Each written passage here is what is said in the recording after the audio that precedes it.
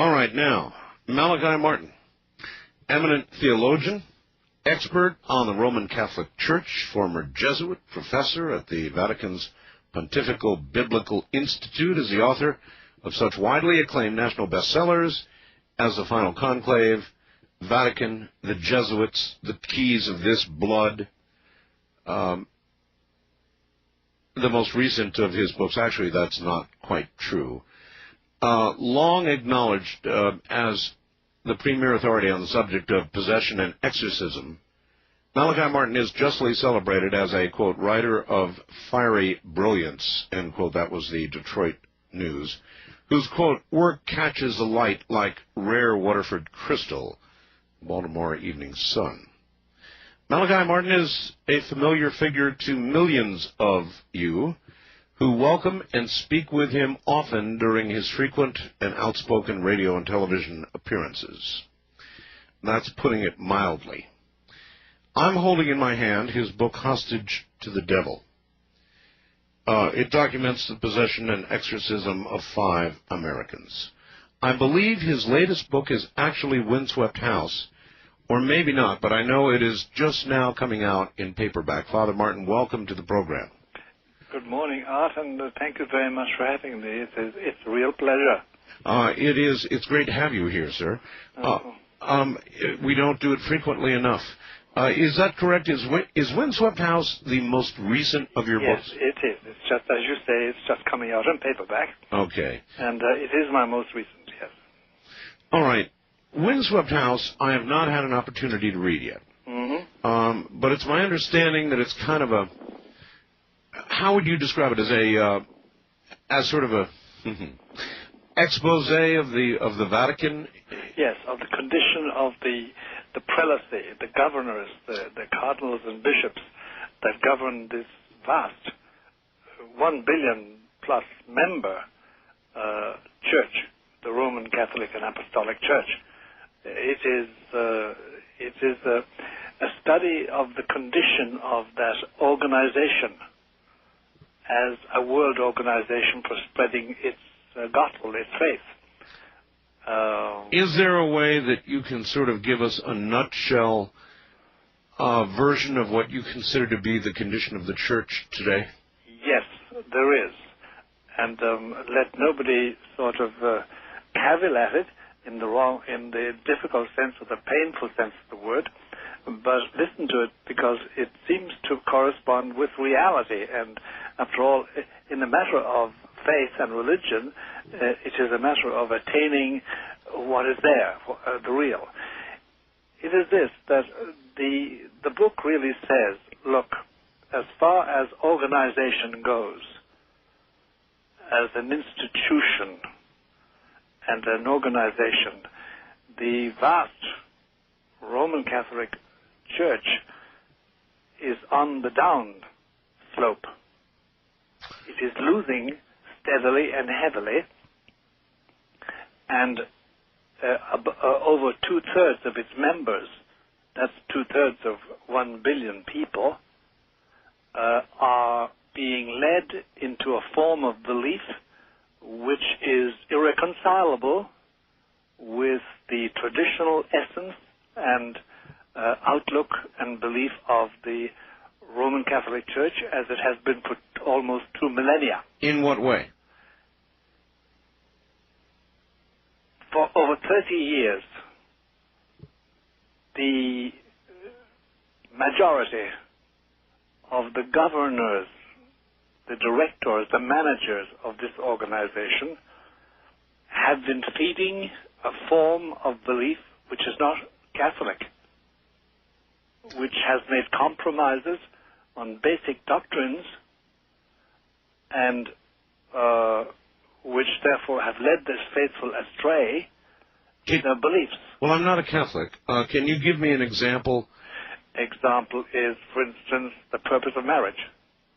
The purpose of marriage? The purpose of marriage, yeah. The traditional purpose of marriage, according to the Catholic Church, and up to about 1958, 1960, was the procreation of children. I know it sounds harsh, right? But that was the doctrine and teaching of the Church. Incidentally, there was the fact that married people console each other, communicate with each other in a very special way by marital relations. Correct. But since then, the common teaching is that marriage has two purposes. First of all, the celebration of the love of the parents. And then secondarily, the procreation of children. That's not Roman Catholic. It should be the other way around. The other way around, of course. That was the tradition. If you want to depart from that, say so, but that's what Catholic doctrine is. Then you take human liberty. The Catholic Church and Christians in general never, in the past, said that you had a right to be wrong in religion, in religious matters. So a sort of a big tent approach to religion. That's right. The new teaching, the new persuasion, although it's never been the official teaching of the Church, it's just that it is a wave of opinion that has been adopted by a majority, is that you have a right to be wrong in religious matters. Mm-hmm. And that is against the nature of the Church. And then the chief one, the chiefest, if I could put it like that, difference is this, that originally, up to 1965, the Pope was considered to be the head of the Church in the sense that he had absolute power, which he shared with nobody, in religious matters. Mm-hmm. Not in secular matters, but in religious matters. Infallible in religious Infallible, matters. yeah. Mm-hmm. And that he alone could dictate in religious matters under certain fixed conditions. He could determine what people should do and believe in religious matters. Mm-hmm. That has been changed to saying that he and all the bishops, 4,500 of them, share the absolute power together. They're all colleagues. He is first among equals. Mm. And this destroys this traditional absolute power of the papacy as the vicar of Christ and as the source of infallible teaching. So, in essence, it seemingly democratizes the Church. That's right. That's right. And then there are applications all over the place. And the fruit of it all is the tearing to shreds of traditional belief, whether it's the Blessed Sacrament, that is the presence of Christ in the sacrament of the Eucharist, as they call it. Catholics believe, strictly speaking, that here we have the body and the blood and the divinity of Jesus on earth with us by means of the sacrament. The new belief is not like that. It holds that somehow or other we have another type of presence, which is not sacramental. So you go on down the line and you find that a good deal of this 1 billion plus members have been led quietly, unprotestingly, unknowingly into another form of belief which is not Catholic. And now it has come to the point that, students of religion and professors, demographers, religious demographers, those who study large religions like Buddhism, Hinduism, Confucianism, Catholicism, Judaism, Islam, they will say, and it's true, that at any given moment, apart from crises, in any major religion, about 25 to 30% are fully practicing. Mm-hmm. The others pool along. In moments of crisis and war, etc., they come back to the fold. Well, in the Catholic Church today, if you take Europe, ancient Catholic Europe, the average is 5% who even think of going to Mass once a year, or going to confession once a year, or praying regularly. Well, there are those, Father, who would argue that it is because the Church has not become progressive. That's right. That's right. That these numbers are down, that people are rejecting. That's right.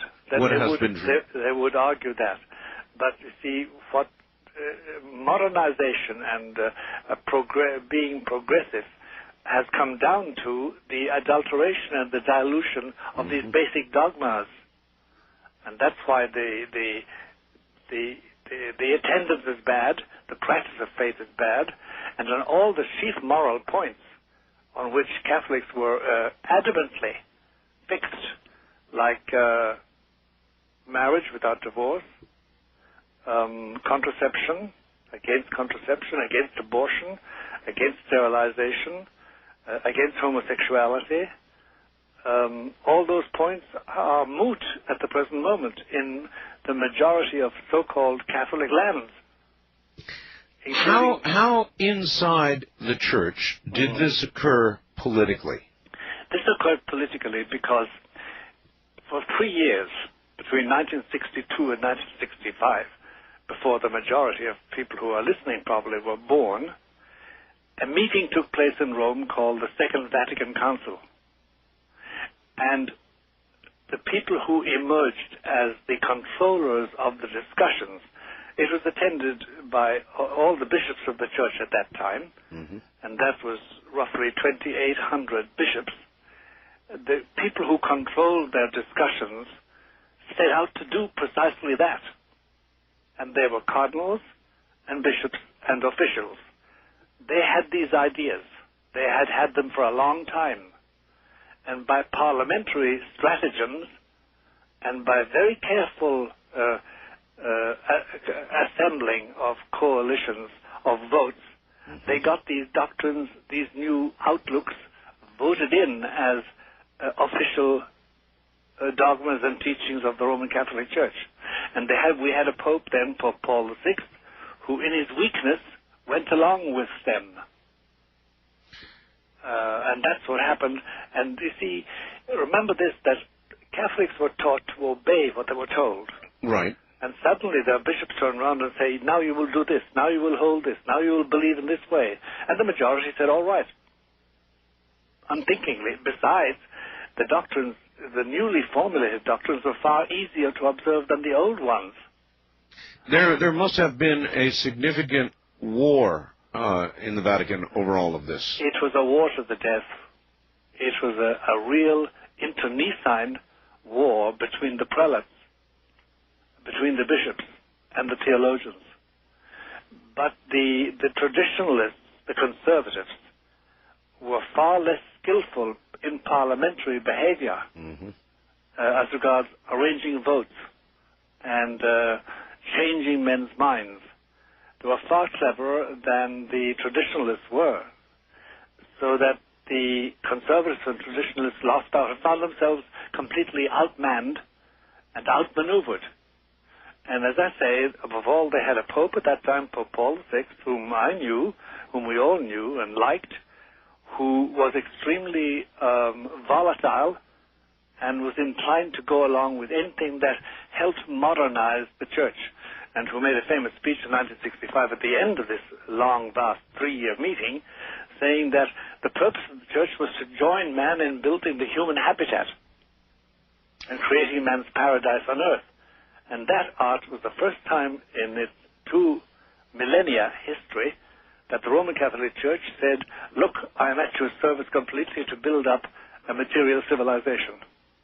And that was the death knell of the old organization, which now is agonizing. Well, you mentioned the severe decline in attendance. Yes. Many years have gone under the bridge since this liberalization. If the intent was to bring the flock back, then have we not come far enough to declare it a failure? Yes, but there is in question here a very, very subtle but real reality, if I speak like that. It is called faith, religious faith. And Catholic doctrine is very, very exact in its teaching about religious faith. It says that if you tamper with your faith, if you, by one compromise or another, you diminish its teaching and are unfaithful to its precepts, you lose it. Now, faith is not a quantum. It's not something sort of you put in a box. It's a dimension of the soul affecting your mind and your will and your memory, and therefore your sensuality, your entire being. if you diminish it to such a point that you compromise its basics, it slowly is dissipated. You can lose your faith. And once you lose it, you don't know you have lost it. You do think the other fellow who is stuck to his faith is a fool, observing things that he needn't observe. But what has happened to you, not you, Art, but what has happened to one, is that one's faith has been diminished to the point of no return. And therefore you don't know you're wrong. In other words, the old principle, if you lose your faith, you don't know you've lost it. Mm-hmm. And once you've lost it, there is no guarantee you will ever get it back. No guarantee you will ever realize that once upon a time you did believe in certain truths mordantly and fixedly, and once it's gone, well, now the faith of millions has been affected in basic things like the presence of our Lord Jesus Christ in the sacrament, like the absolute position of the Pope as the only infallible teacher under certain fixed conditions, the nature of marriage, the purpose of man, human liberty. It embraces the entire gamut. Well, then one must ask, has the Vatican made an irreversible mistake? That's what you seem to be saying. Yes. The Vatican has made an irreversible mistake as regards the structure of the Church and as regards the way doctrines should be taught. Now, when we say Vatican, though, you see, Vatican is... we must understand what Vatican is. It is materially, it's a golf-sized area on the bank of the river Tiber in Italy. Yes. And there resides the Pope and his officials, about 4,000 or 5,000 of them. That's the Vatican, strictly speaking, and it's in Rome. It's a part of Rome, the capital of Italy.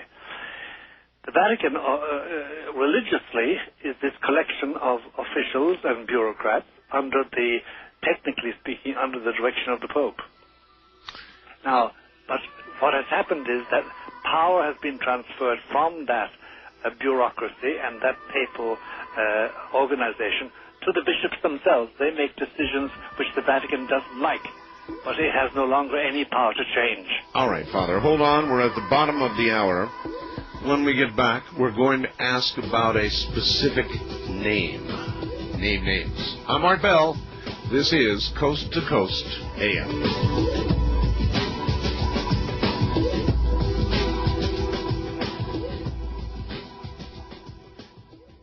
Well, all right. Father Martin, in Windswept House, you refer to a cardinal, a certain cardinal, not by name. Yes. Would that name possibly be Cardinal Casarelli? He is mirrored there, yes, the character of Cardinal Casaroli. By the way, this cardinal you just mentioned, Casaroli, has just died. Passed on, yes. He's passed on, as we say. So then we can perhaps safely mention his name. Yes, I think so, with reverence. No matter how different we are in opinion from him, we must give him a certain amount of reverence because he was a prelate. And what role did he play in these changes? He played a capital role because he was the equivalent of what you would say the foreign minister and the Secretary of State and chief advisor to at least two popes. And he had tremendous influence in molding the attitude of the Vatican as a power, because it is a power, to the communist empire of the Soviet Union. And then, by derivation, on the ordinary activity of ordinary Catholics. And his view was extremely brilliantly inculcated and practiced, but with disastrous effects, because in effect he accepted the status quo in the Soviet countries where Catholicism was suppressed and where its representatives were imprisoned and killed and tortured. And he was an extremely rigid man as regards devotions and as regards beliefs. He had no use, for instance, for a central belief of Catholics today, which centers around a small town in Portugal called Fatima. and the revelations of Fatima, and the miracle, which was a genuine miracle by all accounts, in 1917 taking place in Portugal, which is a very influential event in the life of the Church. He was secular-minded compared to his predecessors in that post. And his influence was enormous. Enormous. So then the unnamed cardinal in Windswept House is Cardinal Casaroli. Yes, to a large extent, the career of Casaroli is mirrored in what we say in the Windswept House about a man called Maestro Yanni. That was the name that this man had, to a large extent. The effect was disastrous because he implemented the policy of live and let live with the communist regimes and establish relations with them. It was the first time that you'd find a cardinal of the Holy Roman Catholic Church clinking glasses in the Kremlin with those who at that same time were persecuting his fellow co-religionists throughout the Soviet Empire. Well, going back even further, there was also the sound of clinking glasses with the Nazis, was there not? Yes, there was. Yes, there was. But that was never the Vatican. The Vatican never clinked glasses with Nazis. There was continual friction because the man in charge of the church at that time was a man called Pacelli, Eugenio Pacelli, better known as Pius XII. And he abhorred the Nazis. And he abhorred fascism as such.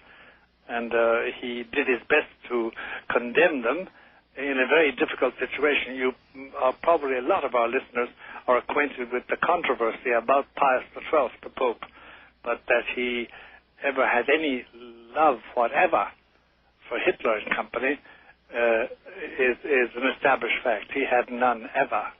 And there was no clinking of glasses. Now, individual clergymen did, but they were always reproved by him and, if possible, ousted from their particular location, wherever they were.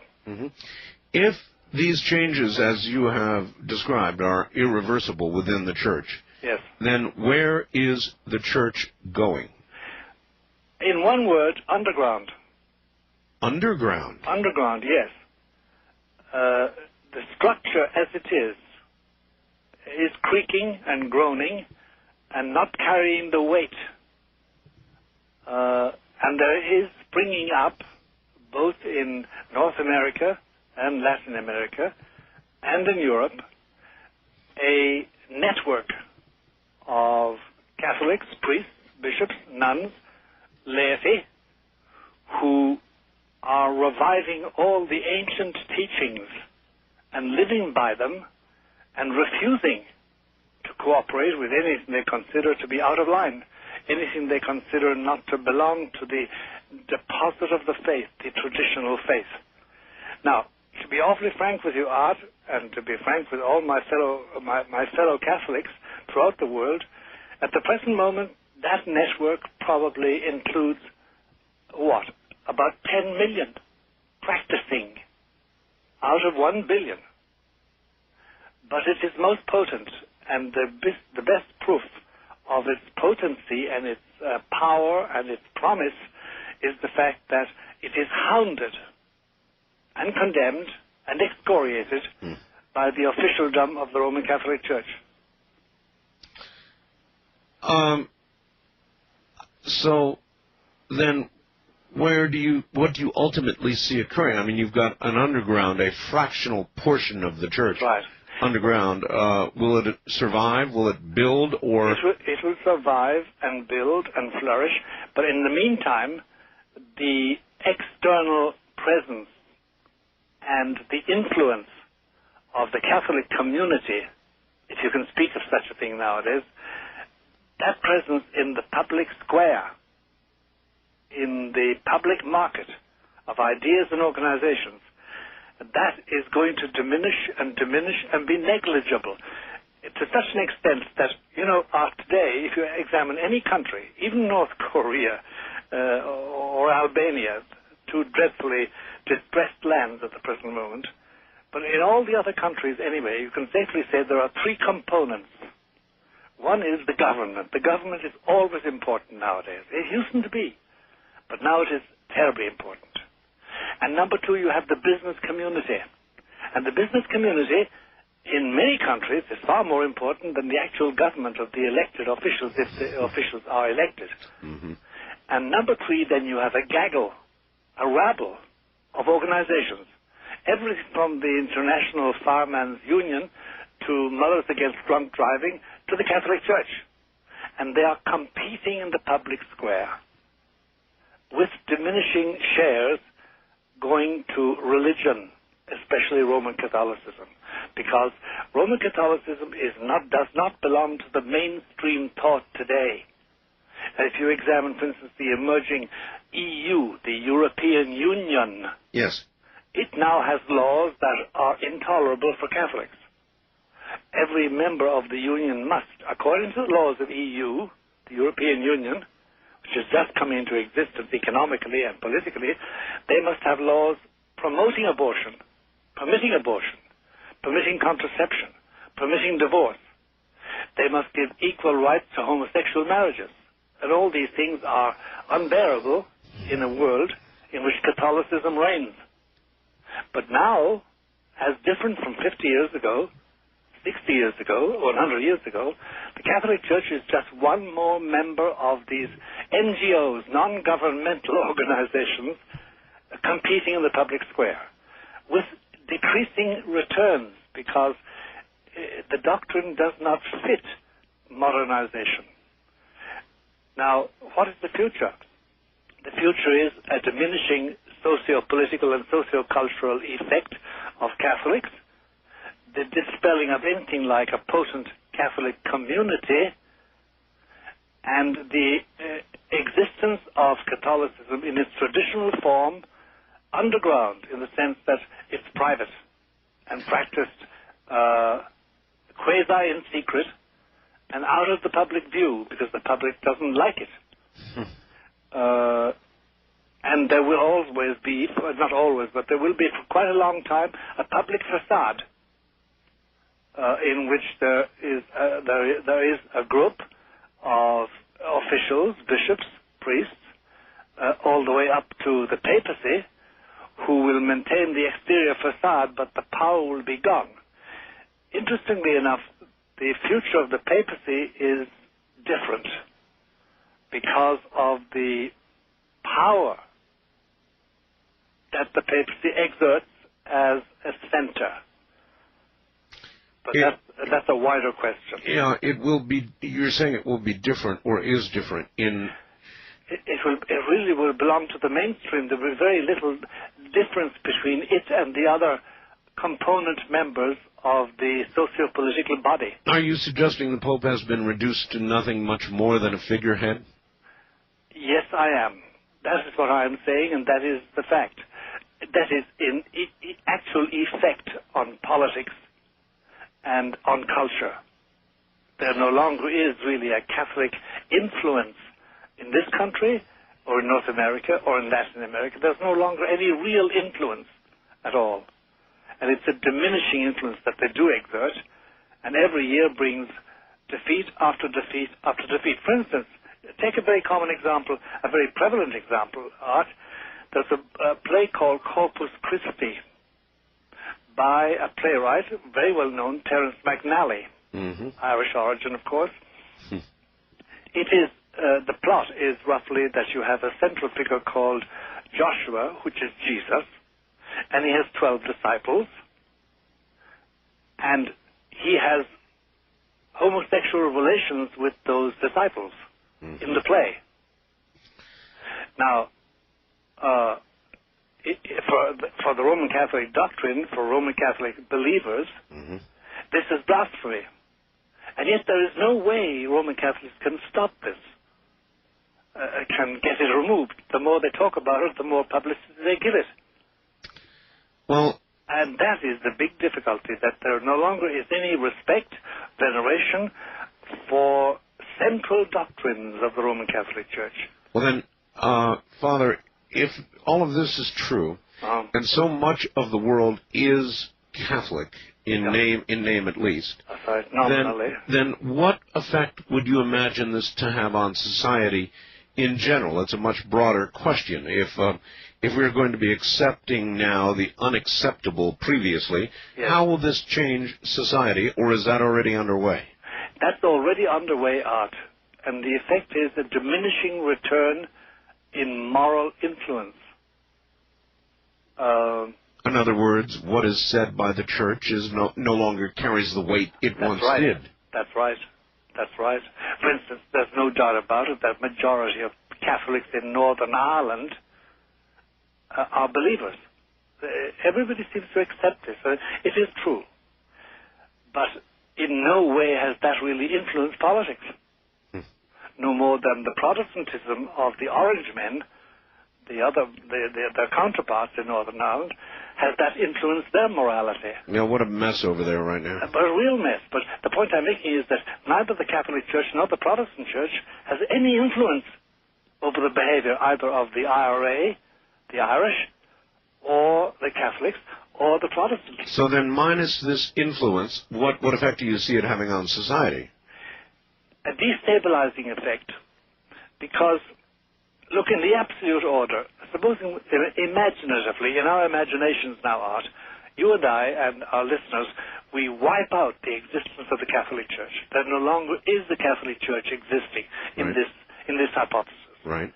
No pope, no bishops, no cathedrals, no churches, no religious orders, no schools, no academies, no institutes, no influence. They belong to museums. If you do that, if such a happening did take place, a black hole would appear in human society. Because the Catholic Church, culturally, socioculturally, through its religious influence and its religious monuments and its religious tradition, does exercise a restraining hand. If that's gone, then all demographers I know say it would be catastrophic, completely catastrophic. Just as if, for instance, in Arab lands, from Algeria to Indonesia, Islam suddenly disappeared, there would be chaos, because religion does, whether it's Islam or Catholicism, in their particular lands, do introduce a socio-cultural balance. Mm-hmm. And that is why the real enemies of the Roman Catholic Church, and the Roman Catholic Church has real enemies, never wanted to destroy the organization. It's too valuable as a socio-cultural and socio-political stabilizer. They want to control it. If it no longer has that value, then will the same restriction on its destruction remain? Yes, it will.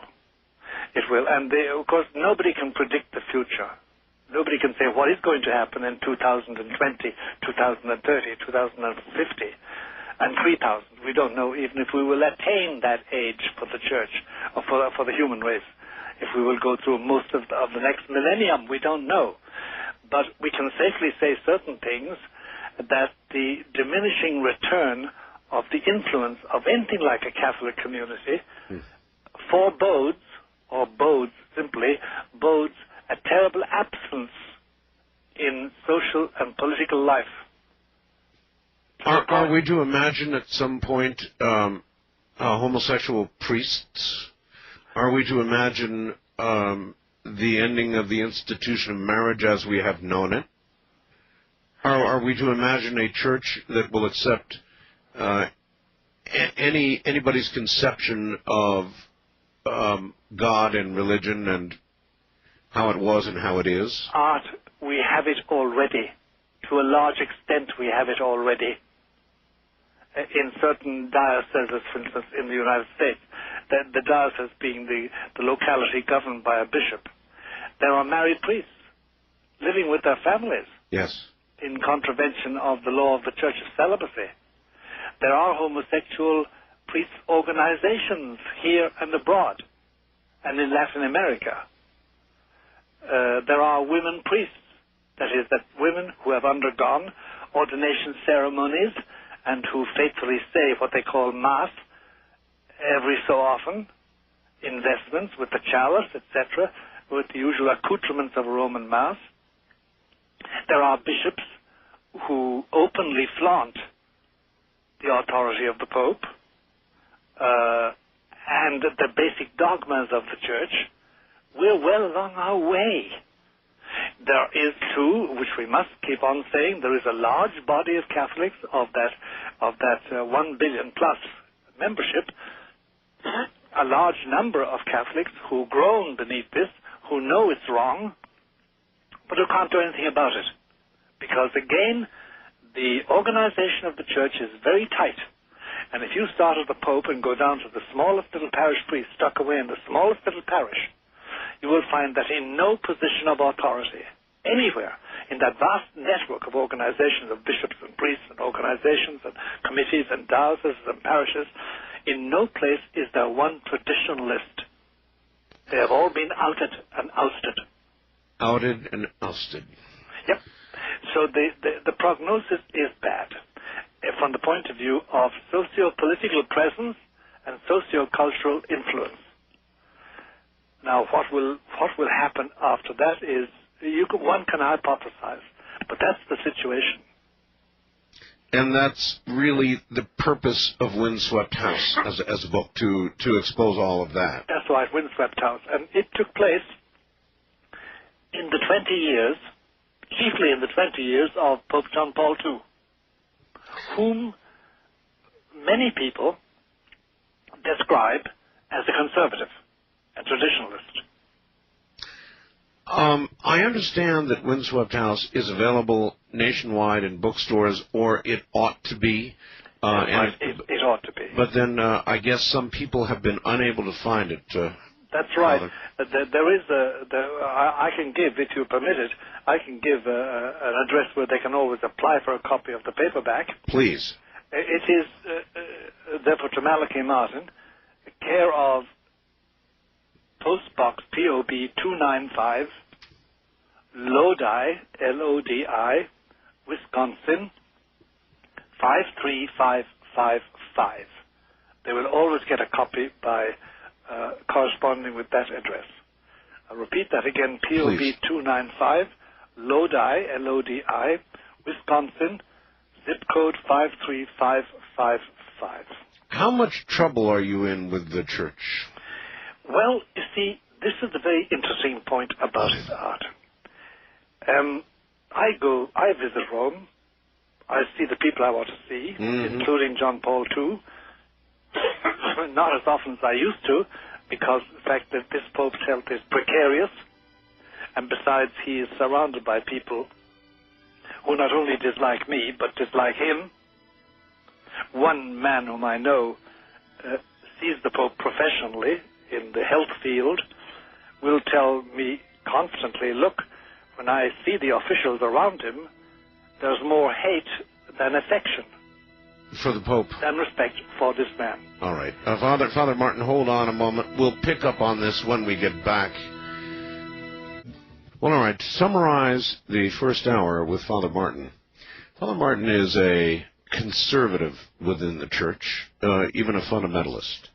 He suggests that the Church has irreversibly begun to move away from all of its original teachings and tenets.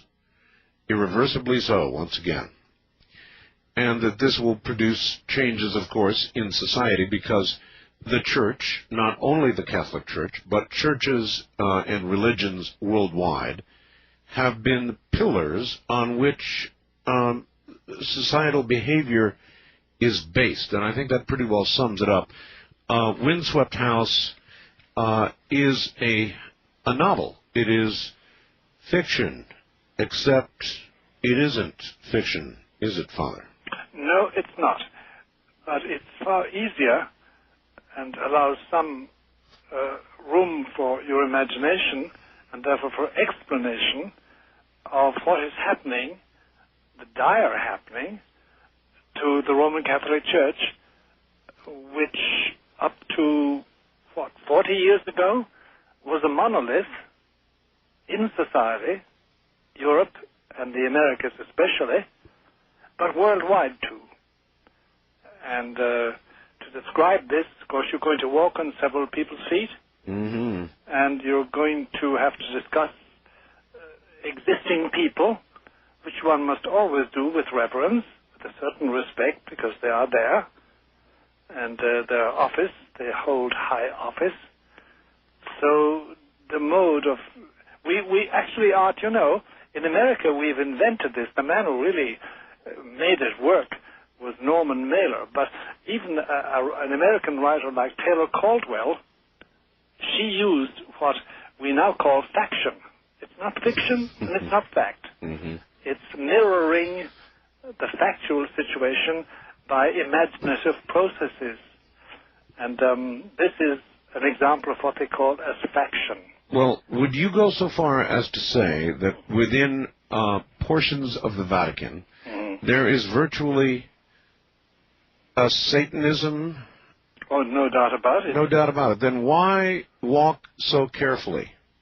Because eventually, first of all, Art, there is a thing called scandal. Scandal in this sense that sometimes to tell the naked truth to people is so shocking that it is destructive of them. If you can point the way to the truth and indicate, if they wish to search themselves, they can find the truth, it's far more effective than overwhelming them with such bad news that they lose heart. People must have a good motive for existing. At least they must think they have a good motive for existing. No man can exist on nothing. He must have some motivation. And you can destroy the confidence in life by painting an utterly accurate but bleak picture. So, no, one must be careful. One must not scandalize in that sense. But one must try and point to the truth and educate people slowly. I have beautiful friends in the Catholic Church and in other churches and in other religions, but talking about my Catholics, and I hesitate to disturb them in certain ways, knowing that with wisdom and years and prayer and their own goodness, they will arrive at the full truth. In the meanwhile, I must temper my critiques and my criticisms so as not to completely shock them. I think it's a common phenomenon. Well, unless you expect this movement to remain underground for nearly all eternity ahead, isn't there going to have to be a shock? Oh, yes. Oh, yes. Ultimately, yes. There's no doubt about it. And, Art, I could say this. I dislike predictions, in spite of the fact that my name, Malachi, is the name of a prophet, a minor prophet in the Hebrew Bible. I dislike predicting, but this can't go on for long within the Catholic Church. Something is going to give. It's going to implode. Something is going to give. That will be the day of reckoning. Can you imagine the mechanism by which something will give? Yes, I can imagine the mechanism. How? Well, without naming names, which is always... tough. Yeah. I could name off, say, in the American bishops, there are about 250 of them. Yes. I could name off 20 to 30 to 40 who are quite capable of taking up a stance as regards church morality and church practice at complete variance with Rome and saying to Rome, like it or lump it. You're talking about a revolution. Yes. A clerical resistance to all advances by the traditional Roman authority. I can quite imagine it. And in France, and in Austria, and in Belgium, and in Holland, and in Italy, and in Spain, and in Ireland, and Poland, traditional Catholic places, I can see that fire taking place, and people saying, no, we're Catholics, but we don't share your opinions, and going their way, which, of course, will be fragmentation and complete destruction of church unity, such as it is. Could there be a complete schism? Well, that is the part which saddens one's heart. schism is a very interesting thing. Schism means this, that you and I, who believe the same truths, the same religious dogmas, we differ as to authority. Yes. That's schism. And I have beautiful schismatic friends in the Greek church and the Russian church and in the Protestant churches. They all believe the basic truths that I believe, but they will not acknowledge any authority of the Pope or of the episcopal line descending from the 12 apostles, which Roman Catholics claim. And that's quite bearable. And I can see schismatics possibly being saved finally and attaining heaven, speaking strictly as a traditionalist Catholic. Heresy is something else. Heresy is where you and I agree on a majority of doctrines, but we differ about one particular doctrine. And again, there are some beautiful heretical friends who are heretics, but whom I respect deeply. No, Art, what we're facing is something much more dire. And the Bible has named it already. It's called apostasy. And apostasy, as defined by the man who really lived through the apostasy, a man called Athanasius in the 300s and 400s of the first millennium. Apostasy means that you step away from the basic dogmas of the Christian faith so that you can no longer be called a Christian or a Catholic. We are faced with apostasy.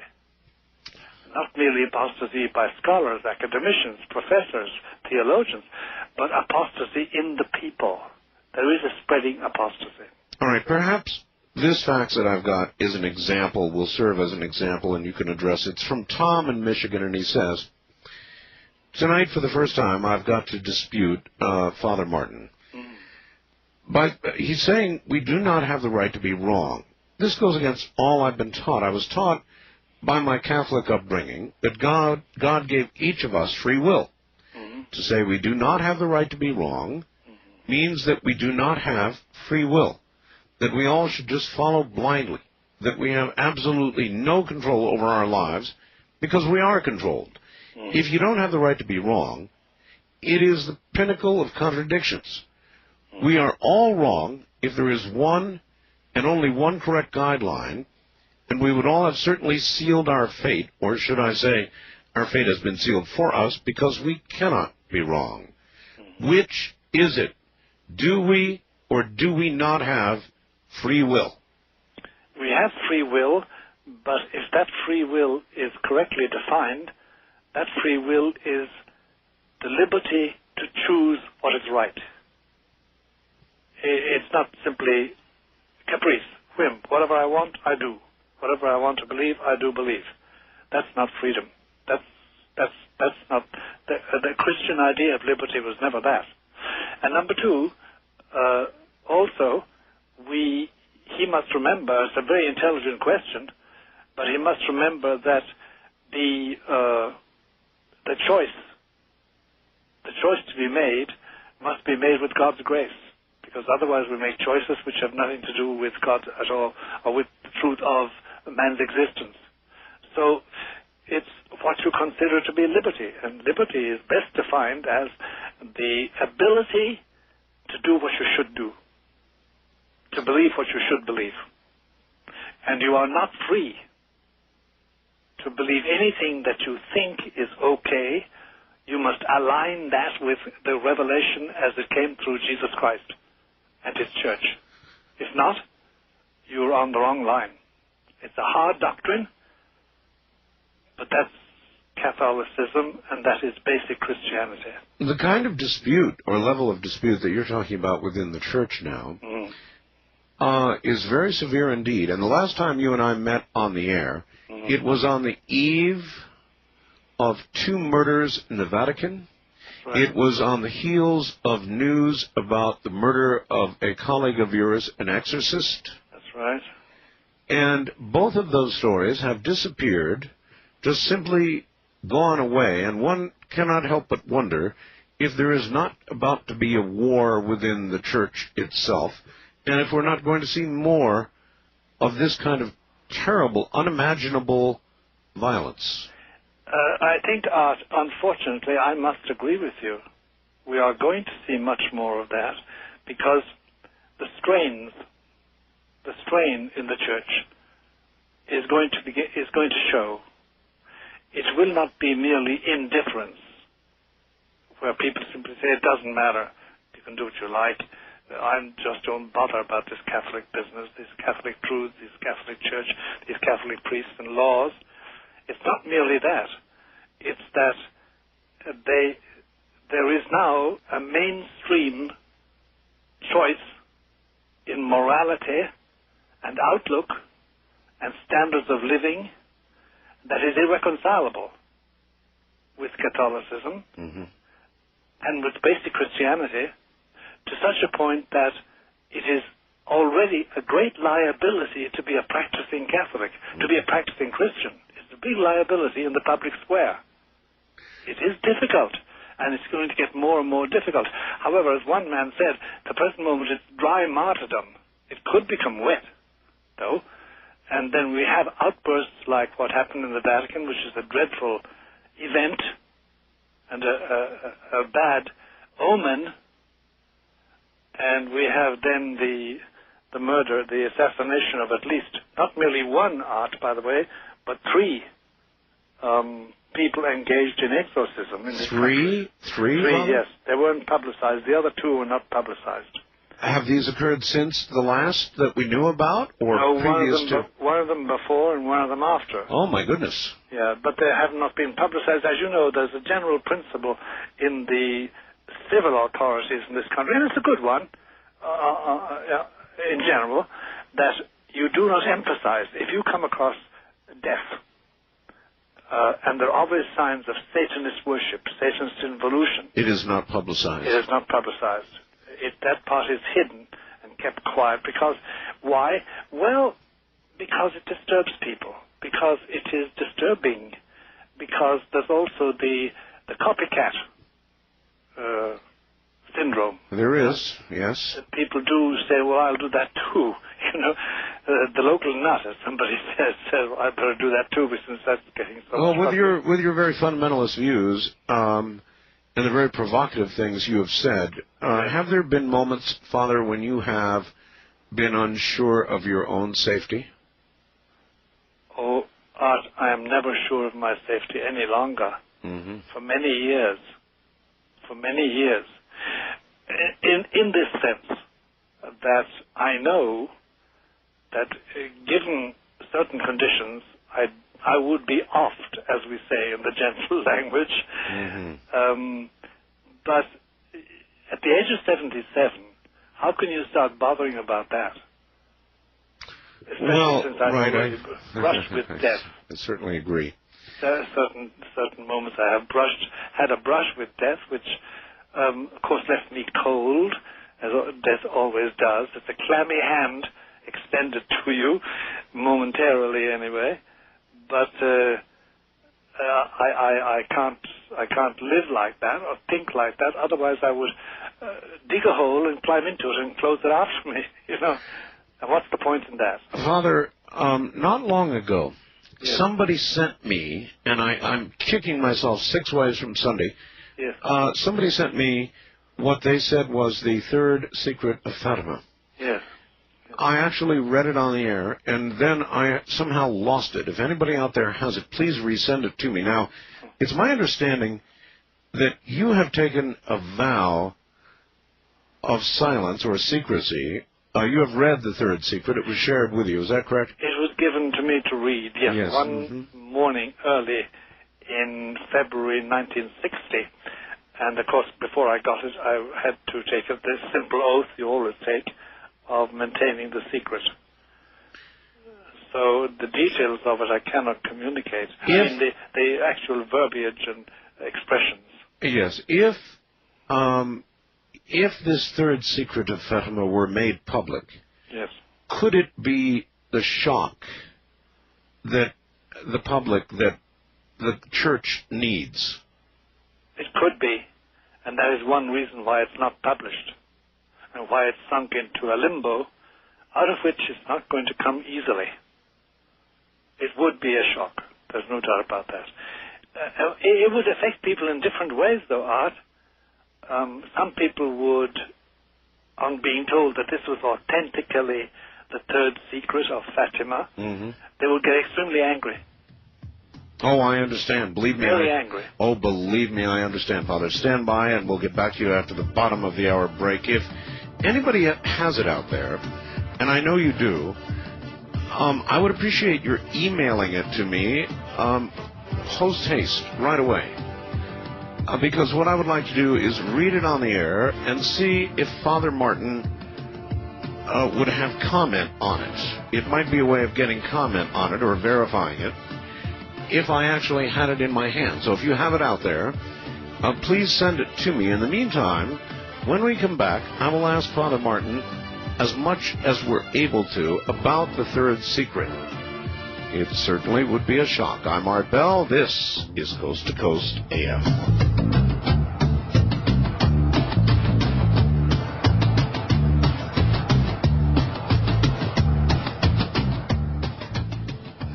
All right, here we go. And I really want to thank the person that transcribed this for me. The following is a transcription of what is possibly the Third Secret of Fatima, as read by Art Bell over the air on Coast to Coast AM on 5/14/98 at 34 minutes and 48 seconds into the program. And I began it with this preamble. All right, I in no way warrant the following as being authentic. I have no way of knowing. All I can tell you is it feels real. It is alleged to be the Third Secret of Fatima. You decide for yourself. Here we go. A great plague will befall mankind. Nowhere in the world will there be order. Satan will rule the highest places, determining the way of things. He will succeed in seducing the spirits of the great scientists who invent arms with which it will be possible to destroy a large part of humanity in a few minutes. Satan will have his power. The powerful who command the people and who will incite them to produce enormous quantities of arms. God will punish man more thoroughly than with the flood. There will come the time of all times and the end of all ends. The great and powerful will perish together with the small and weak. Even for the church, it will be the time of its greatest trial. Cardinals will oppose cardinals. Bishops will oppose bishops. Satan will walk among them. And in Rome there will be changes. The church will be darkened, and the world will be shaking with terror. One great war will erupt in the second half of the 20th century. Fire and smoke will fall from the sky. The waters of the oceans will change into steam, and the steam will rise and overflow everything. The waters of the ocean will become mist. Millions and millions of people will die from hour to hour. Whoever remains alive will envy the dead. Everywhere one turns one's glance, there is going to be anguish and misery, ruins in every country. The time draws nearer. The abyss widens without hope, the good to perish with the bad, the great with the small, the princes of the church with the faithful, the rulers with their people. There will be death everywhere because of the errors committed by non-believers and crazy followers of Satan, which will then, and only then, take control over the world. At the last, those who survive will at every chance newly proclaim God and His glory, and they will serve Him as when the world was not so perverted. That's it. Father Martin? Yes, Art. Any comments on that? I've listened to that. And I suppose the measured response I should give to it is this, in two parts, really, two statements. It is not the text which was given to me to read in 1960. There are elements in it which belong in the text. So, in other words, I'm trying to step as carefully as I can. In other words, you're suggesting this is not precisely what you had, but there are elements of what you just heard. Yes, there are elements which do belong in the Third Secret. That's about the most measured response I could give to it. Okay, that's fine, and I will not ask you to say more, but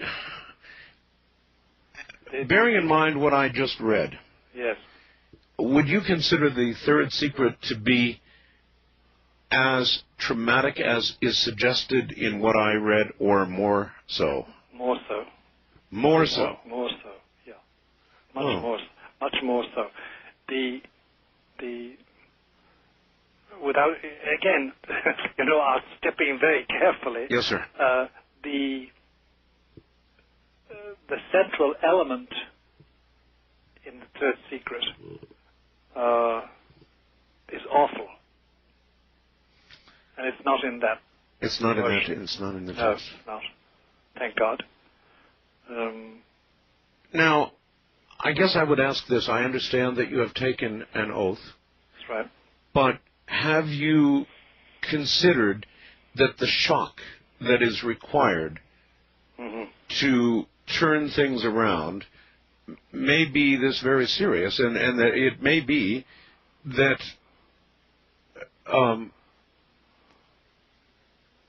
it should be revealed? To your last sentence, my full assent. It should be revealed. But here's my difficulty, Art. I'm one small little man. Mm-hmm. I have no public authority to do that. I do not know if that would be the will of God. And since it would have such dire effects on much more than Christians, on many others, I can't make that decision. Do you understand what I'm trying to say? Yes. I can't make that decision. I have no assurance that that's God's will. And since this is a question of His supreme will as regards the world, the human race, its existence and its continuance and its future, I have no authority. Father, in what manner were you shown the Third Secret? Because the cardinal who showed it to me had been present at a meeting held by Pope John XXIII in that year, 1960, to outline to a certain number of cardinals and prelates what he thought should be done with the secret. John the 23rd, Pope John the 23rd, then Pope in 1960, did not think that he should publish the secret. It would ruin his, at that time, ongoing negotiations with Nikita Khrushchev, the boss of all the Russias.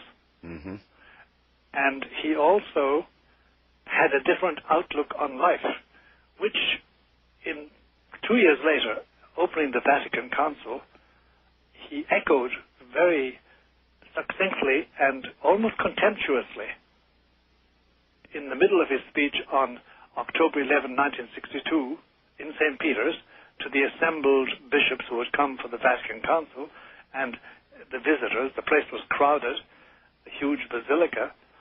He derided contemptuously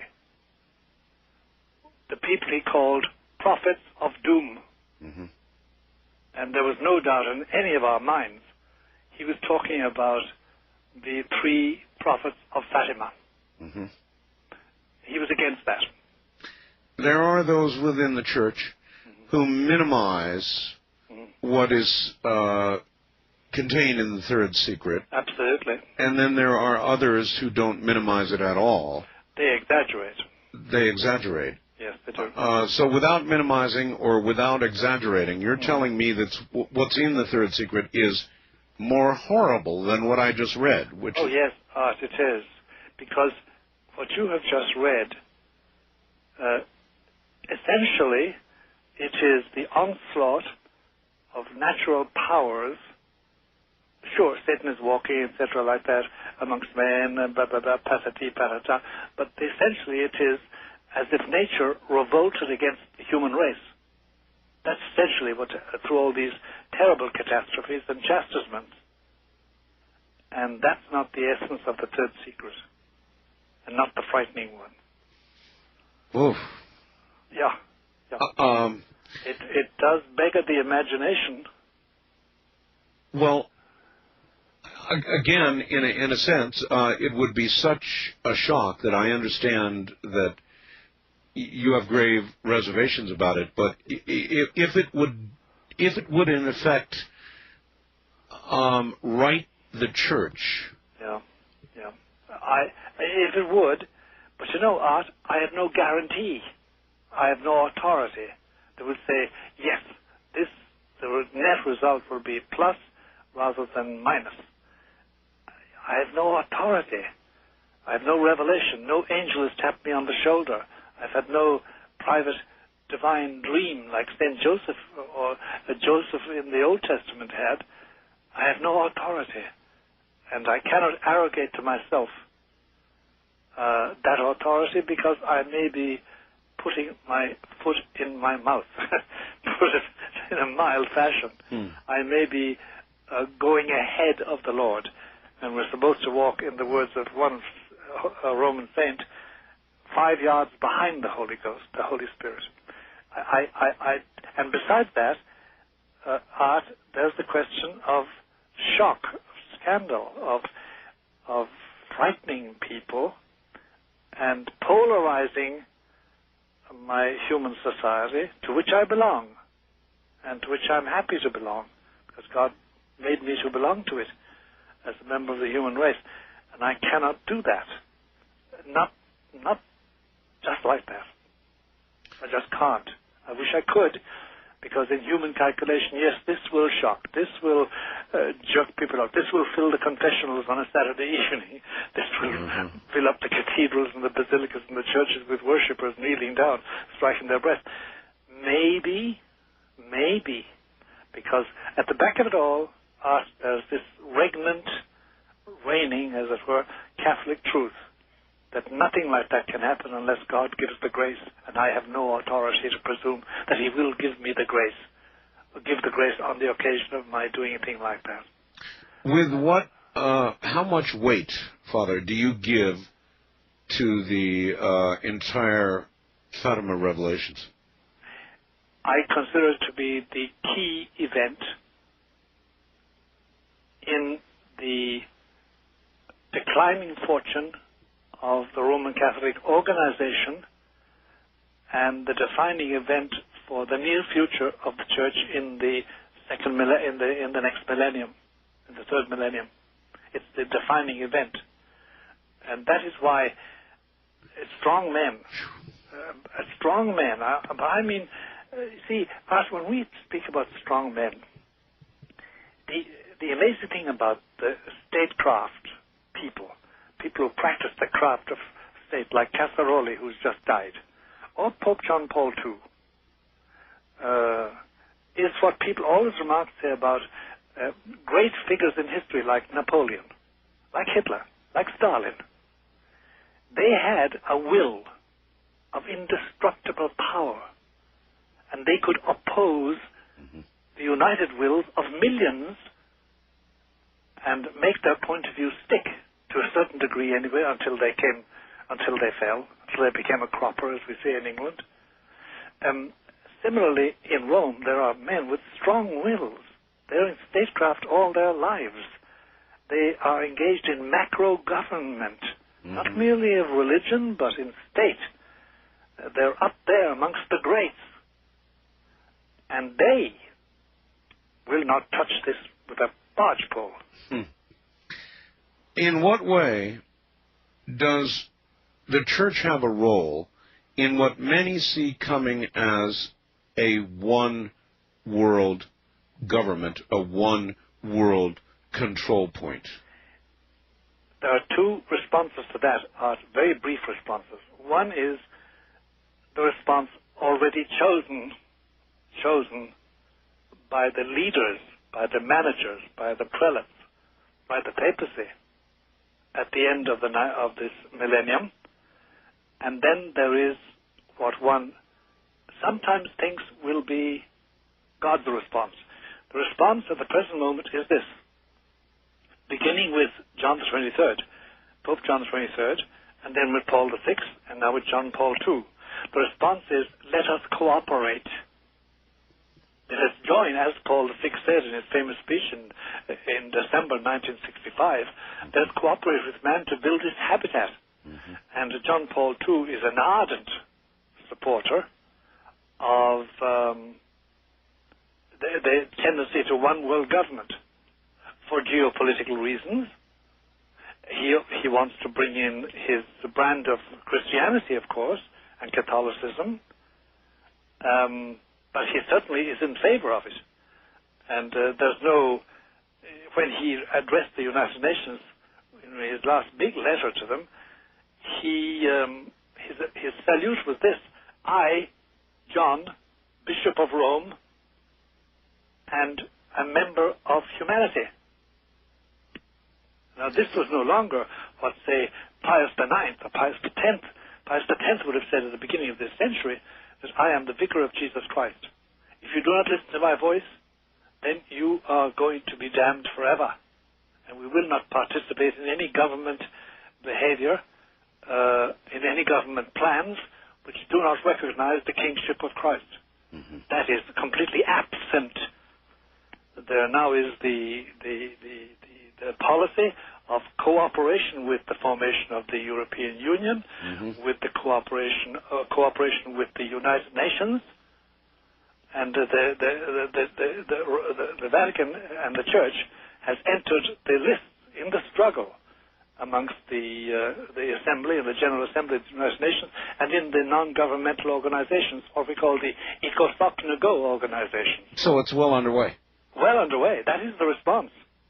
And remember, the Vatican has, on Vatican Hill, it has about, the figure varies, over 140 ambassadors from the nations. It is an integral part, and has built itself into it over the centuries of our international life. And it has its own ambassadors and representatives in over 90 countries. Including Russia, including Israel. And it has its representative in Beijing, not quite a diplomatic status yet, but they will get to that. All right, Father Martin, again, referring to what I read, which you said had partial echoes. Relevance. Yes, relevance, yes. Would you imagine that the person who wrote this had been privy in some way to the original text?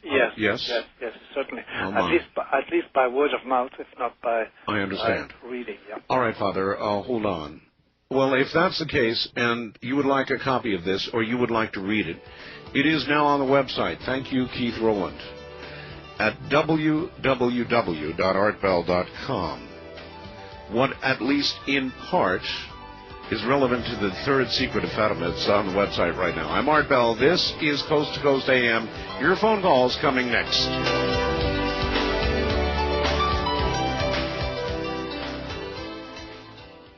All right, I'll say for my own edification that if anybody else has what they consider to be a valid copy of the Third Secret of Fatima, why, by all means, send it to me. And I am curious about just one thing, Father. Yes. If I actually got a copy of the precise text, yes, and I were to read it and ask you if that was in fact correct, I would have to say yes, if it were. I see. I couldn't tell you a lie. If I wanted to sort of cavil, I could say I can't answer. And I'd be able which in itself would be an admission. It certainly would. All right, very good. Then I'm going to leave it at that and hope that somebody will send me the text, and we'll try it out on you. First-time caller line, you're on the air with Father Malachi Martin. Hello. Yes, Father. Where are you, sir? I'm in Atlanta, Georgia. Atlanta, all right. I want to comment on the Third Secret. Yes. I'm doing a little bit of speculating here, yes. but I converted to Christianity a couple of years ago, but what I came out of was a very difficult religion, being the exact antithesis of Christianity. And when I was in that religion, I heard many, many things. And one of the things that I heard, and that I feel strongly relates to this, is with regard to that third secret, which has to do with this European system that is coming to pass now.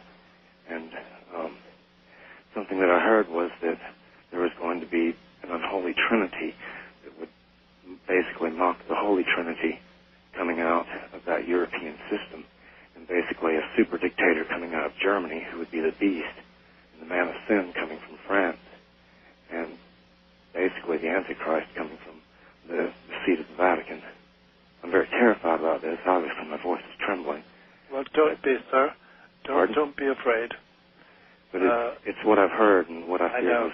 Do not be afraid, because your fear does not come from God, and your fear is a weapon used by your mortal enemy, the devil, Satan, Lucifer, however you want to call it, and do not let it dominate you in the slightest way, but take refuge and hide in the wounds and the passion and the life and resurrection of Jesus, and he will dispel your fears. Fear is just a weapon used against you to unbalance your soul. Don't let it dominate you. Please, do not let it dominate you. I will pray for you. And you did come out of a Luciferian form of religion, and your soul hasn't been destroyed. I was very lucky that, unfortunately, there are some people that were left behind that I lived with. I know, but, you know, it's every man for himself when it comes down to this. That's true, I suppose. Try to do your best. Pray for them, because unless they get grace from Christ, they won't be changed. But do not fear. All right, caller? Yeah, I'm fine. It's just this you know, the mass media blitz that you keep hearing about, you know, the coming of Armageddon and all this pre-millennium tension, and a lot of it's been what I've been through in my life. I've had a very unusual life and a very spiritual life, which has been very difficult for me to come to terms with. And there's been so much religion in my life ever since I was a very, very young child, and I've been exposed to so many forms of religion, and it's just, I mean, the things I could tell you that have happened in my life and the things that I've seen, you know. Yes, Father, let's ask this. Father Martin, he mentioned there is so much premillennial tension, and there is. Sure There's a great deal of it. Is it justified? To a certain degree, no, it's not justified. But then there's the justification arises from this art that I think, if you've done the reflection necessary, there are such huge questions being decided beyond our will. You understand me? Beyond our I do. capacity of touching them. For instance, I am a citizen. I vote. You're a citizen. You vote. But we know, you and I, that by the time our vote, which we faithfully record each time there's an election, local, state, or federal, or presidential, that by the time it reaches those who make the laws which govern us, it is much diluted because of our political system. And we know that decisions are made not at the will of the American people, for instance, or the will of the Canadian people, but at the will of people who govern the flow of capital and capital goods throughout the world each day, on which our world now depends. And that is such a hazardous situation, as we've all learned watching the Asian tigers crumble into puppies, and the biggest Asian tiger, Japan, faltering when 5 years ago it was threatening our economy. Remember that time? And now it's not. And we have this precarious balance of the European Union. Britain is in and it's not in. Germany is the great power, but it isn't. France, by the way, France is the most economically profound member of Europe, France, and not because they won the soccer victory. But as somebody said, France didn't win. Brazil just lost. Well, as a matter of fact, it's interesting you should mention all this. Number one, I just got back from Paris. I was there during World Cup. Oh, you were? I saw the Brazilian loss. Yeah. It was a loss. I mean, it is tear-breaking. It was an amazing game, and I guess Brazil just didn't come to play. No, it just didn't. It wasn't up to par. Something happened to me in Paris that I would like to ask you about, Father. What is that? I have had, over the years, many, many guests on what is called an out-of-body experience, where people think that their soul or their being actually leaves their body. Yeah. I have heard many descriptions of how this occurs, that frequently there is a feeling of being paralyzed and a large humming sound, and then people will find themselves outside their body. That's right. I was lying in a hotel room in Paris, and something happened to me, Father. There was no humming, there was no feeling of being paralyzed, but never in my life have I experienced this, and I have a hard time finding words to describe, but I'll do the best I can. Please. Suddenly, I, without question, accelerated at an indescribable speed, straight up, into a place that didn't have form and didn't have things that I saw, but it had indescribable joy.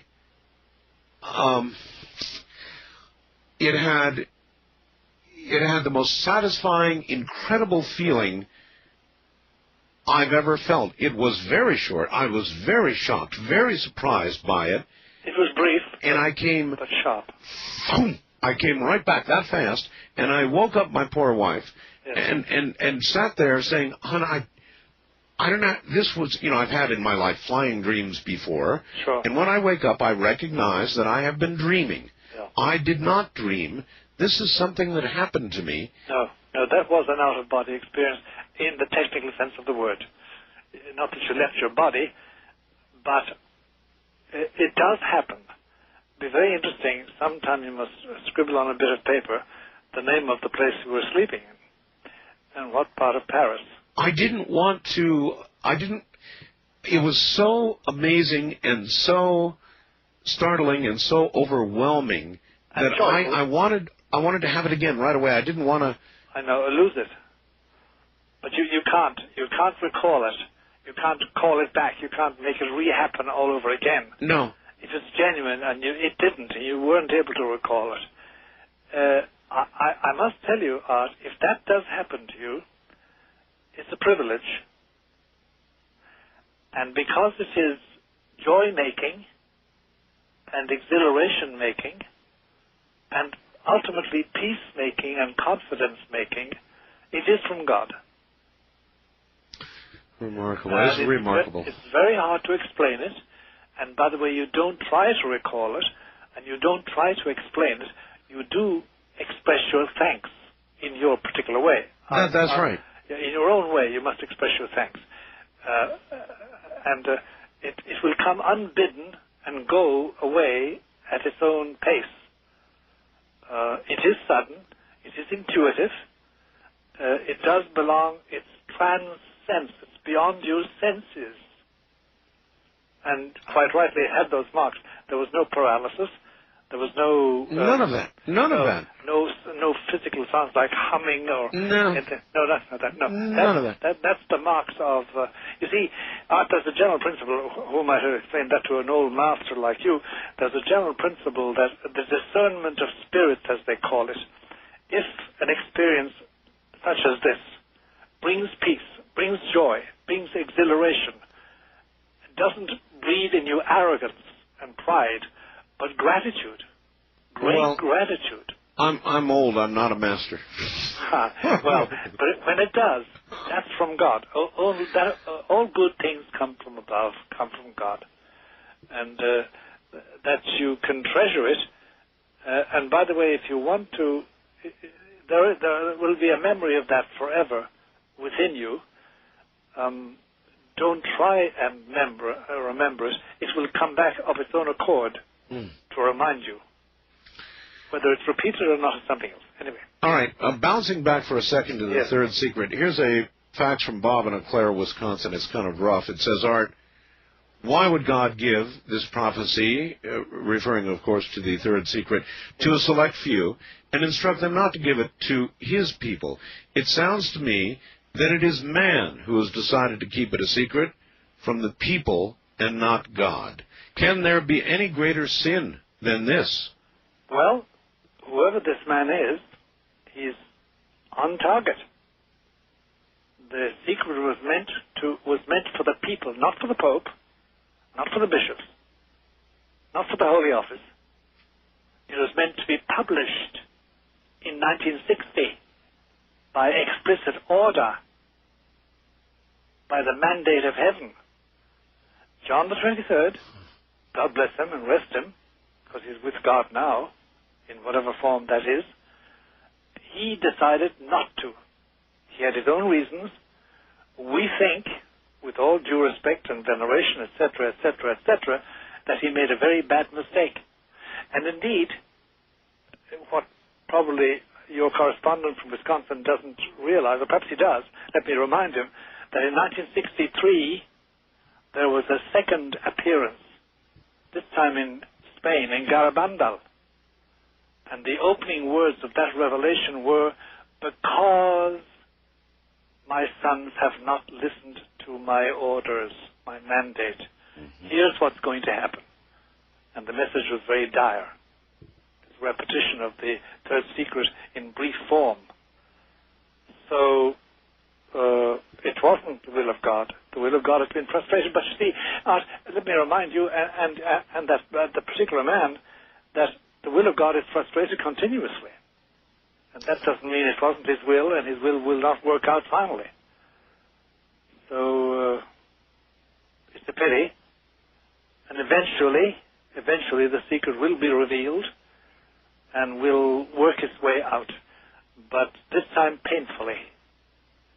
Painfully. All right, Father. Wildcard line, you're on the air with Father Malachi Martin. Good morning. Hi, good morning. It's an honor, Father. I visited your website, and I left a message a while back. I don't know. You're probably very busy. No, I take all my messages. I download them all and go over them. I guess I related to you that ever since I was young, I had a sort of I wouldn't say premonition. I don't think it was that sophisticated. It was more subtle. That everything, it seems to be without purpose. Now, I guess what I'm trying to ask now is I'm 37 years old. Yes. I don't have the same love of life that my friends have. Yes. I seem to have in the back of my mind the sense that, well, it's all pretty much for nothing. Now, it isn't depression per se, but it is a sort of I thought of an intuitive thing that, well, maybe everybody's putting a little more into this thing and they'll never be able to take out. That is worth. Yes. Yeah. And I thought to myself, has this to do perhaps with a premonition or some sort of sense of what may be coming? In this case, we mentioned the third secret of Fatima. I'm 37 years old. Let me ask then, by the time I'm 45, will I see these terrible things, if they are, however terrible they may be? If I were to sort of abandon any strict control and give you what I think, and that's what you're asking. Mm-hmm. I think, since you're 37, by the time you are 45, you will have seen the worst. My God. Now, but add this into factor this following thing in. You have an angel, a guardian angel. You also have a birthday angel. The latter was assigned to you on your birthday. The guardian angel was assigned to you when you were just a little zygote clinging to the endometrial wall of your mother's womb. Mm. They accompany you. Some people, they start talking to them very early on. Mm-hmm. Other people, they don't. It all depends on the angel, and it depends on oneself. I would classify this as belonging to your angel's messages, molding you, and it may be that you will be God will demand something special of you, since He's given you something special. I do not know, sir. I don't know you, and probably will never talk. Sir, we've got to hold it there, I'm afraid. Okay. I very much appreciate your call. Father Martin, I'll hold on just a moment, and we will be right back. This is Coast to Coast AM. Well, all right. What I'm going to do is read just the preamble to this and see if the good Father finds identification with this. It says, "Do not worry, dear child. It is I, the Mother of God, speaking to you and asking you to proclaim in my name the following message to the whole world. In doing so, you will meet strong opposition.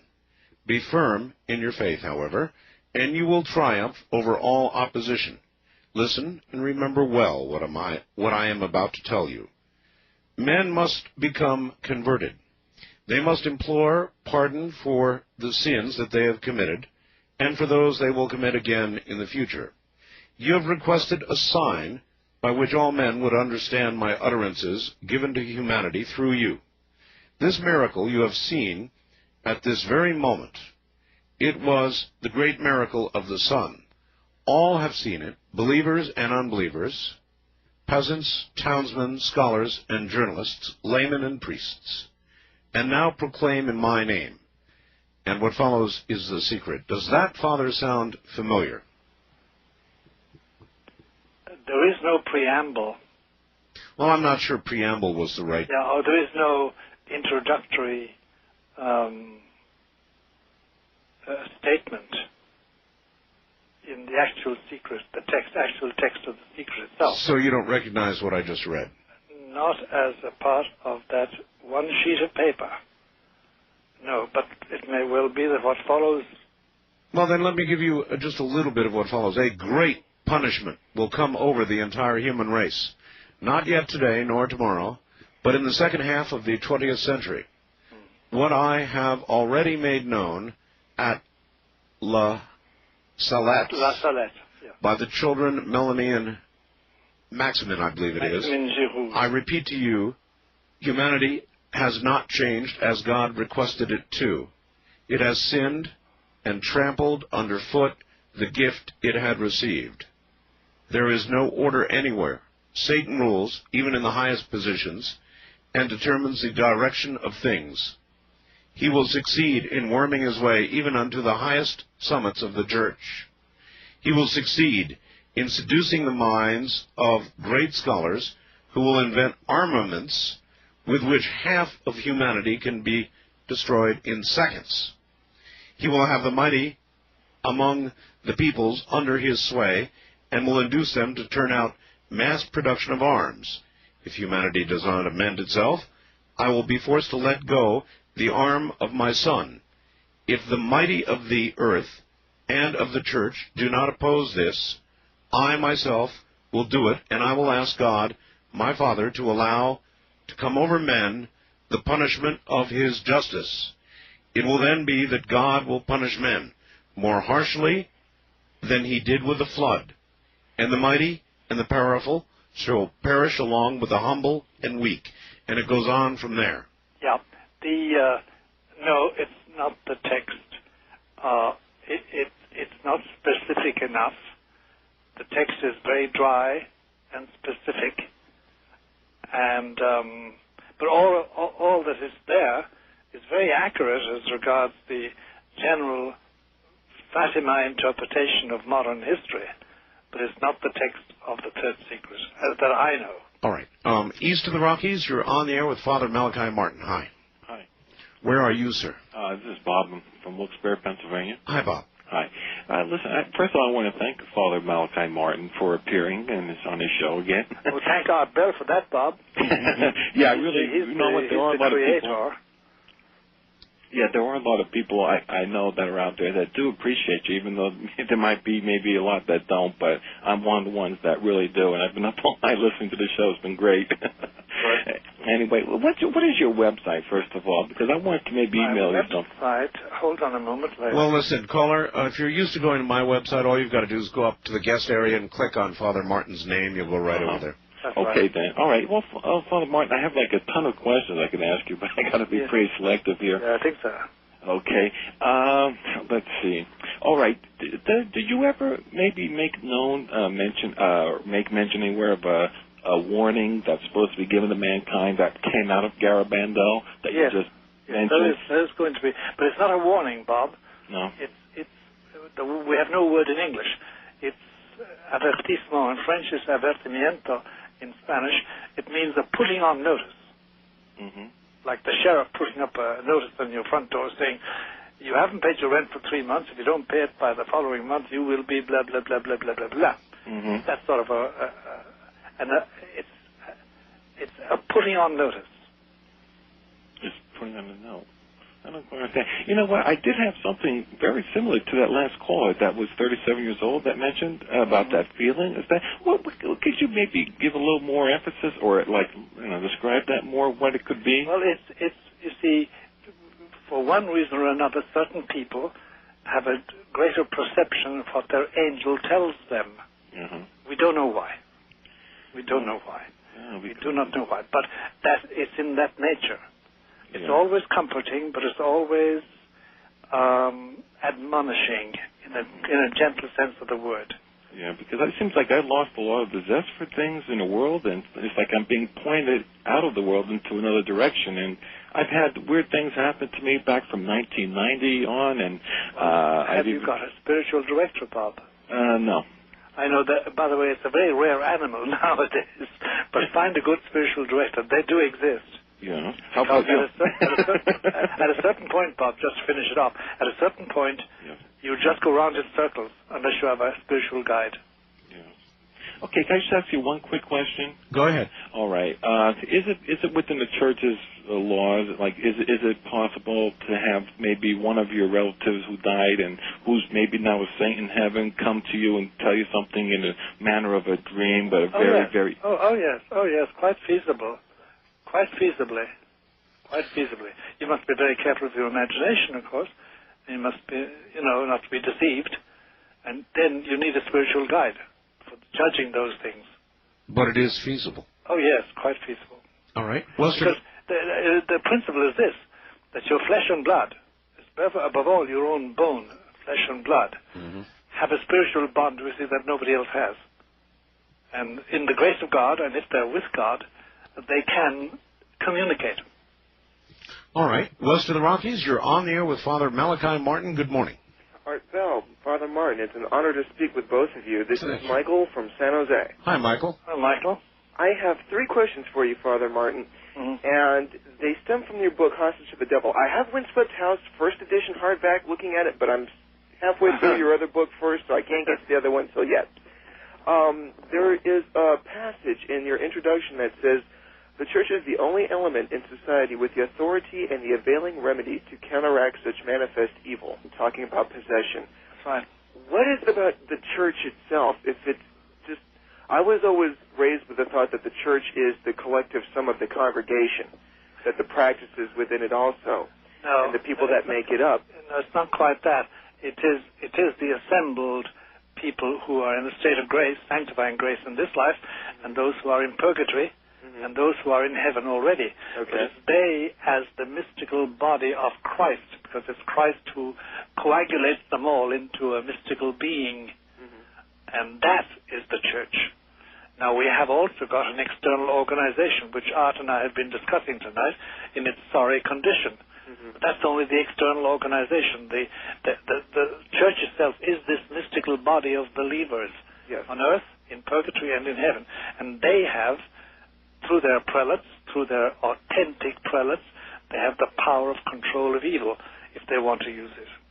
Now, how is it manifested through those priests, bishops, cardinals, monsignors to give you, or I should say you, as an exorcist, the power to combat such evil? You must have authority from them. They must authorize you. Otherwise, you haven't got the power, and when you try to exorcise, you'll be caught. But if they do, but I mean, I'm just sitting here and listening to you pen on them for 2 hours, which I believe the church does need an enema, so to speak. Even when it comes down to when I go to Catholic Church in the morning masses of watching the fathers delegate the responsibility of giving out the Eucharist to other people, to sick people, when they're pawning that off, it makes me wonder, you know, just how serious are they taking certain responsibilities? Well, Michael, you put your finger on a very sore spot. The difficulty is, first of all, we're not sure at all that the Novus Ordo, the new form of the Mass, is valid. And even if it were valid, there are certain laws that the priests and bishops are breaking now as regards the distribution of the sacrament. Yes. It's a very complex question, and you can't trust their judgment. It's very hard to give you a hard and fast rule for single instances, but you've got to be very careful. Okay. Well, I promise my next two questions will be a lot simpler. In the second story of your book, Hostage to the Devil, it was the Virgin and the Girlfish, if I'm not mistaken. Yes. One of the priests whom you finally entered the story into suffered irreparable damage as a result of the exorcism. That's right. Have you ever, I mean, I know you're 77 and you're still alive, but have you ever come that close to having something like that? He got his ailment because of a mistake he had had. Have you ever come across a situation where you had Michael, somehow making a mistake and... Yes, I'll tell you something, Michael. In general, you never come back from an exorcism the same man. Yeah, I read that, but you can also put yourself in further jeopardy. You do. You endanger yourself, but you have to rely on the grace of God to save you. But you do. You suffer irreparable damage in one sense. Father, he's asking whether you ever have come close to that kind of disastrous personal situation. Yes, I have. You have. You have. And my last question, I guess, is in reading Hostage to the Devil, there doesn't seem, like I said, I've only read it halfway through. I'm right now into Uncle Ponto. Oh, Uncle Ponto, that's amusing. But I'm wondering when we're going to start reading the Malachi Chronicles. Are we ever going to get your work, a chronicle listing of some of your cases where you handled them? Good question. Father? Good question. I must tell you, Michael and Art, I bore me. I really do. I'm bored with myself, and that's why I keep going away from myself. And I find it hard to believe that I should write a personal story. I really do. So you may not do it? I mean, I have no inclination at all, Art and Michael, to do it at all. As I say, I'm a bore to me. I really am. And I don't like me in that sense. I like me in the sense that I want to go to heaven and be with Christ and the angels forever and all my family. But I don't think I'm interesting in that sense. Not for a written chronicle. Well, we think you are. It's very kind of you, Art, for a poor old guy like me. First time caller line, you're on the air with Father Malachi Martin. Hi. Good morning. How are you? Okay, sir. Where are you? I'm in Hayward, California. Okay. I was reading the book, The Decline and Fall of the Roman Church. The Roman Church, yes. And one question I had in that, where you had thought that by the year 2000, let me quote it here, that there will no longer be a religious institution recognizable as the Roman Catholic Church of today.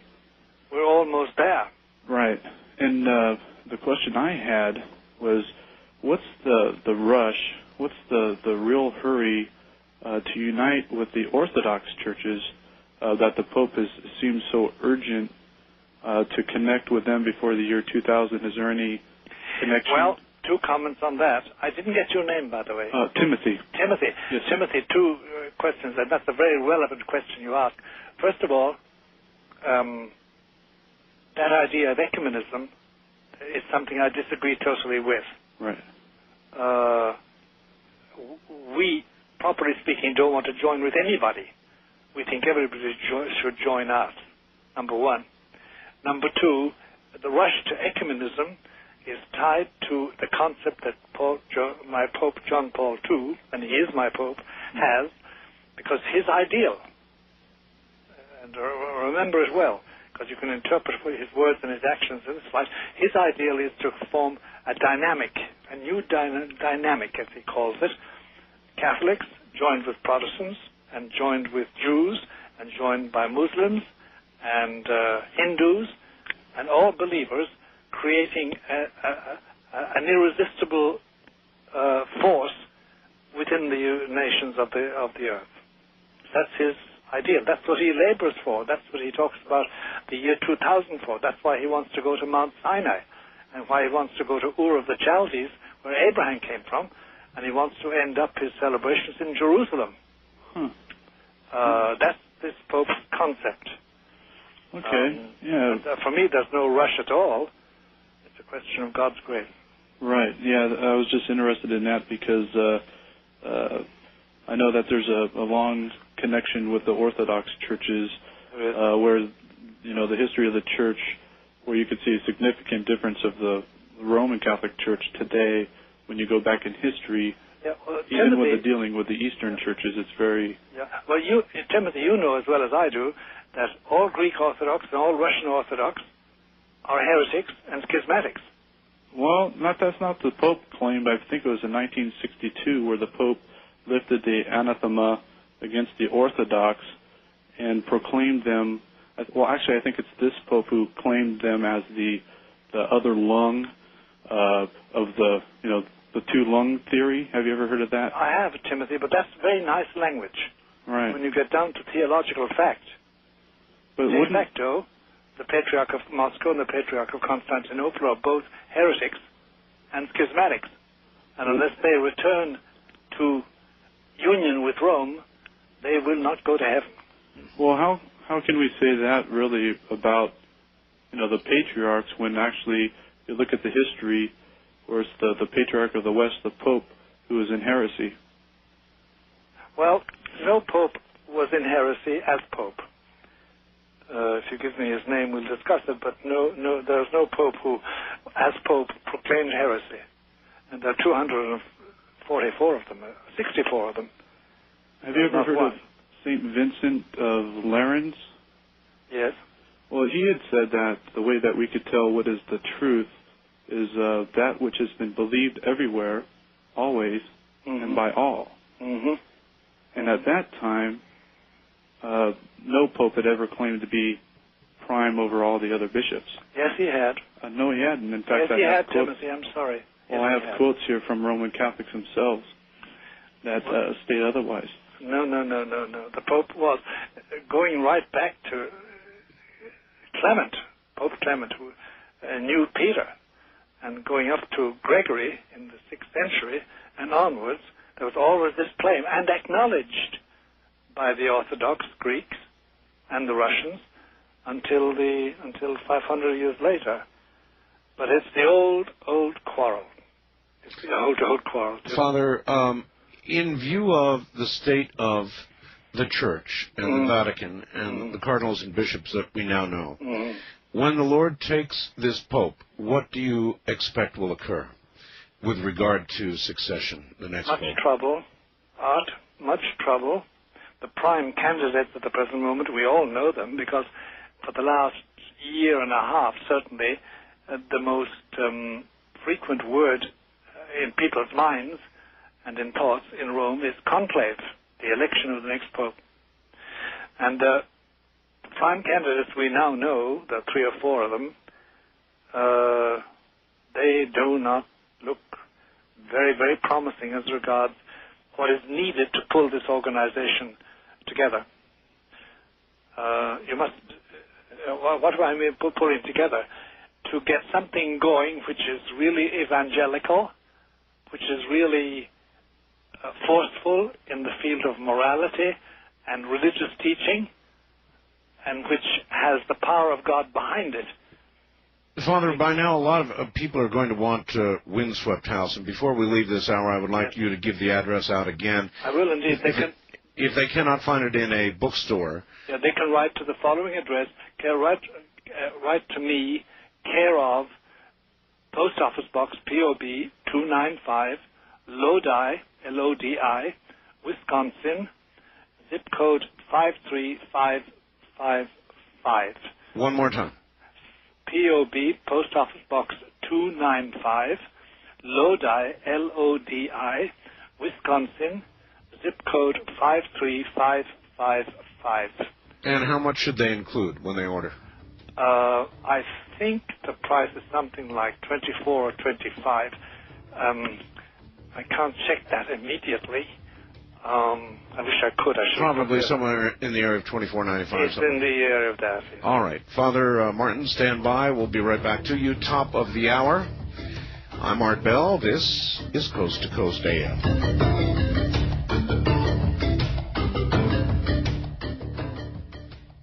All right, here we go. Just a couple of things I want to quickly read. One from a friend in Australia, Father, Yes. Who says, I had a Jesuit priest tell me more of the Third Secret of Fatima years ago in Perth. He said, among other things, the last pope would be under control of Satan. Pope John fainted, thinking it might be him. We were interrupted before I could hear the rest. Any comment on that? Yes. It sounds as if they were reading or being told the text of the Third Secret. Oh, my. It sounds like it. But it's sufficiently vague to make one hesitate. Yes. It sounds like it. All right, and then just this one as well. This is from Dan in Davenport, Iowa. It says, I was told by an old Catholic priest while I was stationed in Asia in the late 70s that in the last days, nature will attack everything we have and know, and that all food will be gone. Starving will be so widespread that families will eat other members of their families, my God, just to stay alive. This madness will be so widespread there will be no place that will be safe and no place to hide until all the peoples who do not believe in God are dead. Then life can start anew. No, that's not part of it. It's not part of it. But that first one... Yes, it is. And there's a certain element in the second one which is near the truth. Okay. And I'm sorry to be pushing on this. I'm just No, don't be sorry feedback. at all. I wish to God you hadn't got to push. You know? Okay, west of the Rockies, you're on the air with Father Malachi Martin. Good morning. Hi, good morning. This is Joseph from Hawaii. Yes, sir. Good morning, Joseph. Good morning, Father. Good morning, Art. I have a question, Father. I'm a little confused. When you say you have no authority to reveal the secret, yes. Wasn't the secret revealed to the nun and then on to a pope, and then wasn't it supposed to be revealed to the public at first, and yes, now it's being suppressed by the church? Yes. It was supposed to be revealed to the public in general. Isn't that the authority from the higher entity? No, that doesn't give me authority. Okay, I'm just a little confused. It seems like I'm not clear on the story, but... What he's saying, I think, Father, is that if God's original wish was for it to be revealed then, yes, and it was not, yes, then is not the authority present now as it was then? Well, exactly. For it to be revealed. Is that correct? I see his argument. It's a very forcible argument, and many people would agree with him.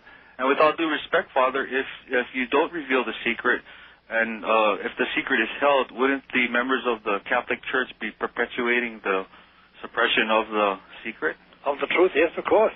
Yes, of course they are. So therefore it should be told. But in the Catholic Church, we work through the hierarchy, beginning with the Pope and the bishops. And I cannot take to myself the authority to overrule them. I think they should be overruled, but I haven't got the authority to do that. I wish I had, Joseph. I wish I had. But I haven't. I haven't got even the authority to authorize exorcisms unless I have it from a bishop. Mm-hmm. In this case, the Bishop of Rome. All right, I understand that answer. Authority is a very, very fixed thing, because I have no other guide on this face of this earth except the voice of the Roman teaching, the Magisterium Romanum, as we call it. All right, Father. First-time caller line, you're on the air with Father Malachi Martin. Hi. Good morning, Father. Good morning. My name is John. Where are you, John? I'm in Miami Shores. Miami, okay. All right. And I want to thank Father for some of the books he's written, particularly The Keys of This Blood. Thank you, John. I've always been very interested in politics and world politics, and he filled in a lot of the questions that had always bothered me from childhood. Mm-hmm. And I encourage you to continue with your writing. Shall do, please, God. I was going to ask about, he may have been a saint by the same name that you have, Malachi of Ireland? Yeah, Malachi, yes. He was a different... Pope. Yeah, he was a bishop. And he referred to a final pope, a pope like Peter of Rome? Is there anything to that? He has a list of popes. The only thing about that list of popes is he doesn't say that he has all the popes in it. I see. But he does refer to the two last popes, and he gives the Latin sort of names. And Petrus Romanus is the last pope, and the one preceding him is Gloria Olivae, the glory of the olive. These are all names, and actually the names Malachi gives to a certain amount of popes, St. Malachi does, they're very interesting names, and they always fit. For instance, the present pope, he described as Labor Solis. And Labor Solis is the classical American Latin expression for an eclipse of the sun. And in fact, the day that John Paul II was born, there was an eclipse of the sun. Amazing. It's a very funny list of names. But it's not complete. That's the only thing, John. Now, this talk of making Mary a co-redemptrix? Yes. They're not talking of making her that. A lot of people say we should acknowledge that she is. But there are difficulties in the way. Now, is there something, like I once heard from one of the sisters, I went to Catholic schools in Massachusetts, that saying the rosary might help make God's path become reality. I know you're reluctant to share what's in that letter, and I guess the die is cast when John the 23rd decided not to publish it at that time. There's nothing about the rosary in the secret. But is there any positive step a believing person can do to help perhaps reduce the suffering of others? Or yes, there is, and there's a whole literature on that, John, which you can read, and it's published by various organizations. One is called the Blue Army, another is called it escapes me for a moment. There's several books and pamphlets and periodicals and magazines published that explain how we can. And there's lots of instruction on that. The Blue Army, is that something I would be able to find in a Christian bookstore, a Catholic bookstore? Yes, you should. All right. It's headed by a man called Nicholas Gruner, Father Nicholas Gruner. And I appreciate the opportunity to ask you these questions, but thank God, Bell. He's our creator. There's a movement. I didn't see much of it in Massachusetts, but here in Florida, there's a church. Actually, it's not a Catholic church; it's a shrine, and they do the old Roman rite, the Roman Mass. Is that John, Joseph? For your information, I say the Roman Mass every morning. Well, in an hour's time, I'll be saying it. It feels. I don't know if it's because they changed the Mass when I was in the third grade, but it feels more wholesome to me. Is it all right to take that path as opposed to the... Between you and me and the Holy Spirit, it's the only Mass. Mm-hmm. All right. I appreciate your call. Father, I said I would ask this, and so I'm going to ask it. I have people of many stripes and opinions and beliefs on this program. Sure.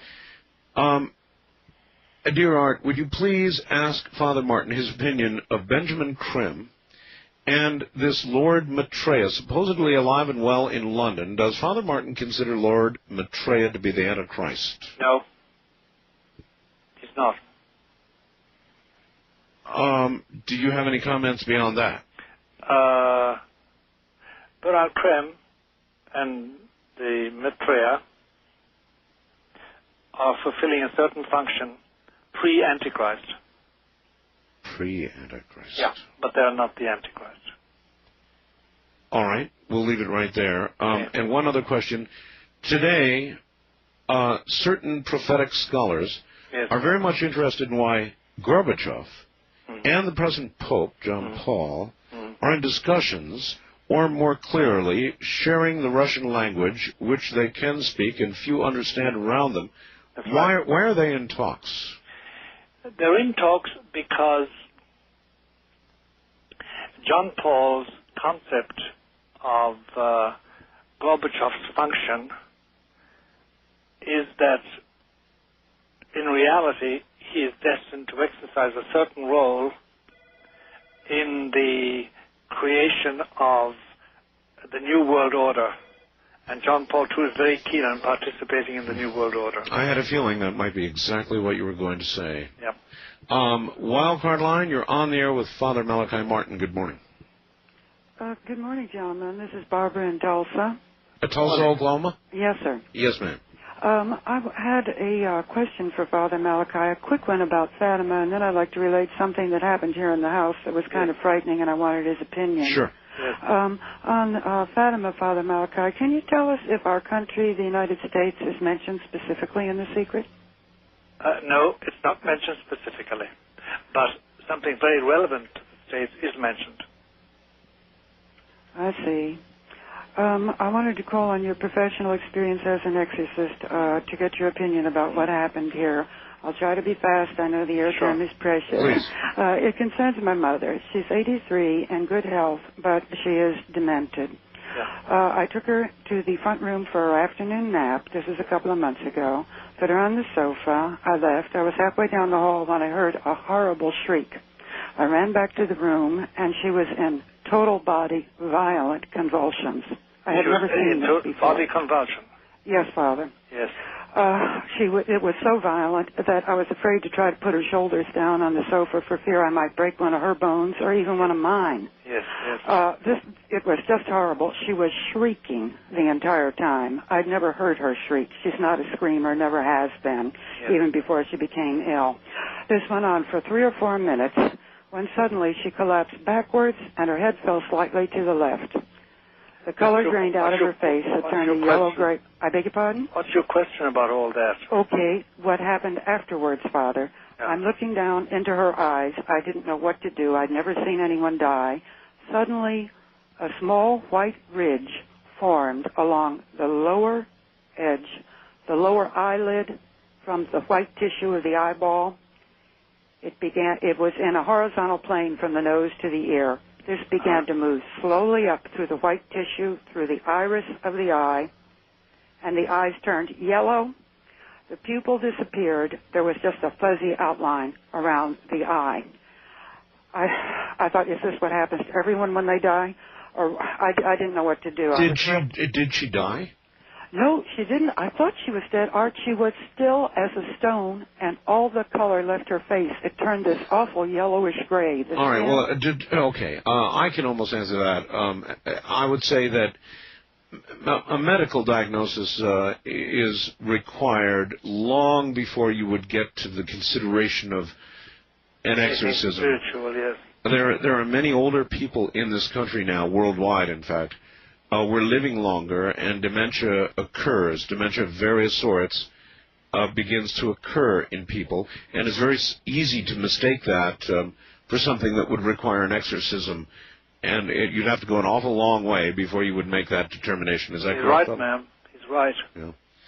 Okay. It's a very frightening thing. Sure. But as we say, it would be a good physical examination, first of all, with a competent doctor. Have you done that? No, she's now gone. She's not gone yet. Yeah. But you're right, Art. I totally, you said what I would have said. That was my commentary on it. And you can't do that kind of diagnosis on the phone anyway. No, you can't. East of the Rockies, you're on there with Father Malachi Martin. Hello. Hi, good morning, Father Martin. Morning. Where are you, sir? I'm calling from Hyattsville, Maryland. Hyattsville, Maryland. You're going to have to yell at us. I can barely hear you. Very faint. Dorn from Hyattsville, Maryland. I had one question about angels. Now, I've been spared by seconds twice in my life. And I know you believe in angels, but I have no perception of anyone looking after me. But my life has been spared. Any comment? He's asking, Father, about guardian angels. Yes. Yeah, I heard him. What I got was that he has no perception that anybody's taking care of him. Right. Well, that's a common perception, all right. But he should cultivate his angel. How do you cultivate him? You pray to him and ask his intercession. Wow. And you do something in his honor. You say a prayer in his honor, or you visit a church in his honor. Cultivate him, and he will talk. That's remarkable advice. I had a guest on Sunday. Brad Steiger is his name. He's a well-known author. Yes. And he believes firmly in guardian angels, but the one caution that he gave out is never pray to your guardian angel. I know. Well, there are those of us who pray continually to our angels. I don't know why Rod really forbids that. It's against all the practice in the Catholic Church. You don't pray to them as God. You pray to them as an angel, especially consigned to take care of you. But I'd love to hear Rod's reason for that. I really would. Actually, Brad Steiger. People confuse him with Rod Steiger. Brad Steiger. It's Brad Steiger. I'd like to know why he would say that. Well, now that you've brought it up, I think that I'll get the two of you together and we'll find out exactly. Good idea. I look forward to that. All right, Father Martin, stretch run. Stand by. We're at the bottom of the hour. We'll be right back. I'm Art Bell, and this is Coast to Coast AM.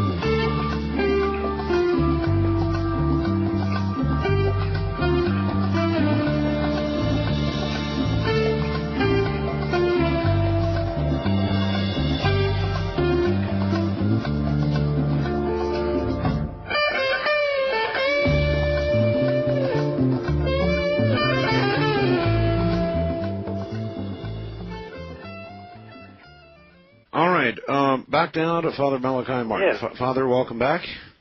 As always, the time just flies by. It always goes like a dream. It really does. Here in the middle of the night. All right, well, I have people lined up by the gazillion to talk to you. First time caller line, you're on the air with Father Malachi Martin. Good morning.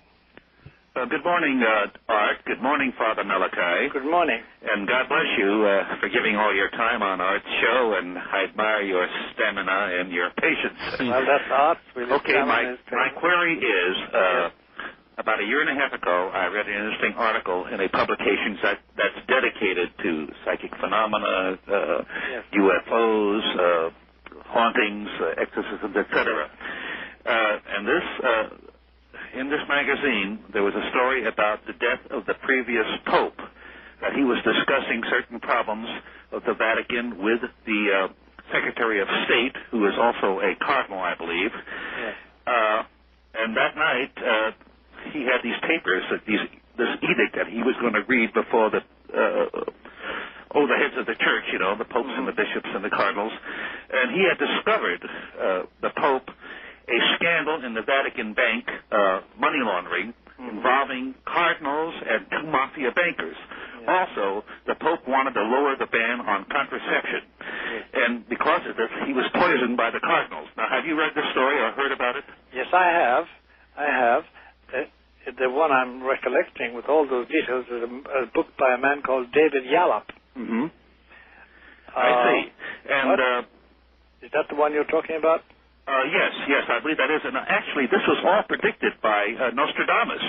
Yes, a lot of it was predicted, but Nostradamus can be read more than one way, But to get back to the actual Yallop theory, there are a lot of things in David Yallop that are unsubstantiated. Like, for instance, he says that he spent, I think, 200 hours talking to the secretary of that Pope who died after 34 days as Pope. But I know that secretary very well. He never saw Yallop's face or heard his voice.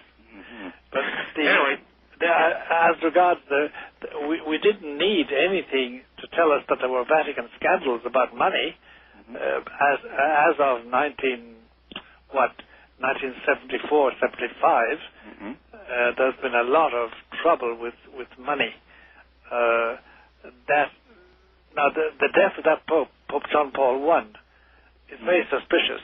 Yeah. It also said that when the housekeeper came in the morning and discovered the Pope was dead, he was still clutching those papers that he was going to read before the hierarchy of the church, and there was a medicine bottle on the table, which was poison, and that's how he was killed through poison. And they said when he was injected with embalming fluid because they didn't want to have an autopsy that would reveal the poison in his bloodstream. Now, is that true? I've heard all these stories myself, Father. Yeah.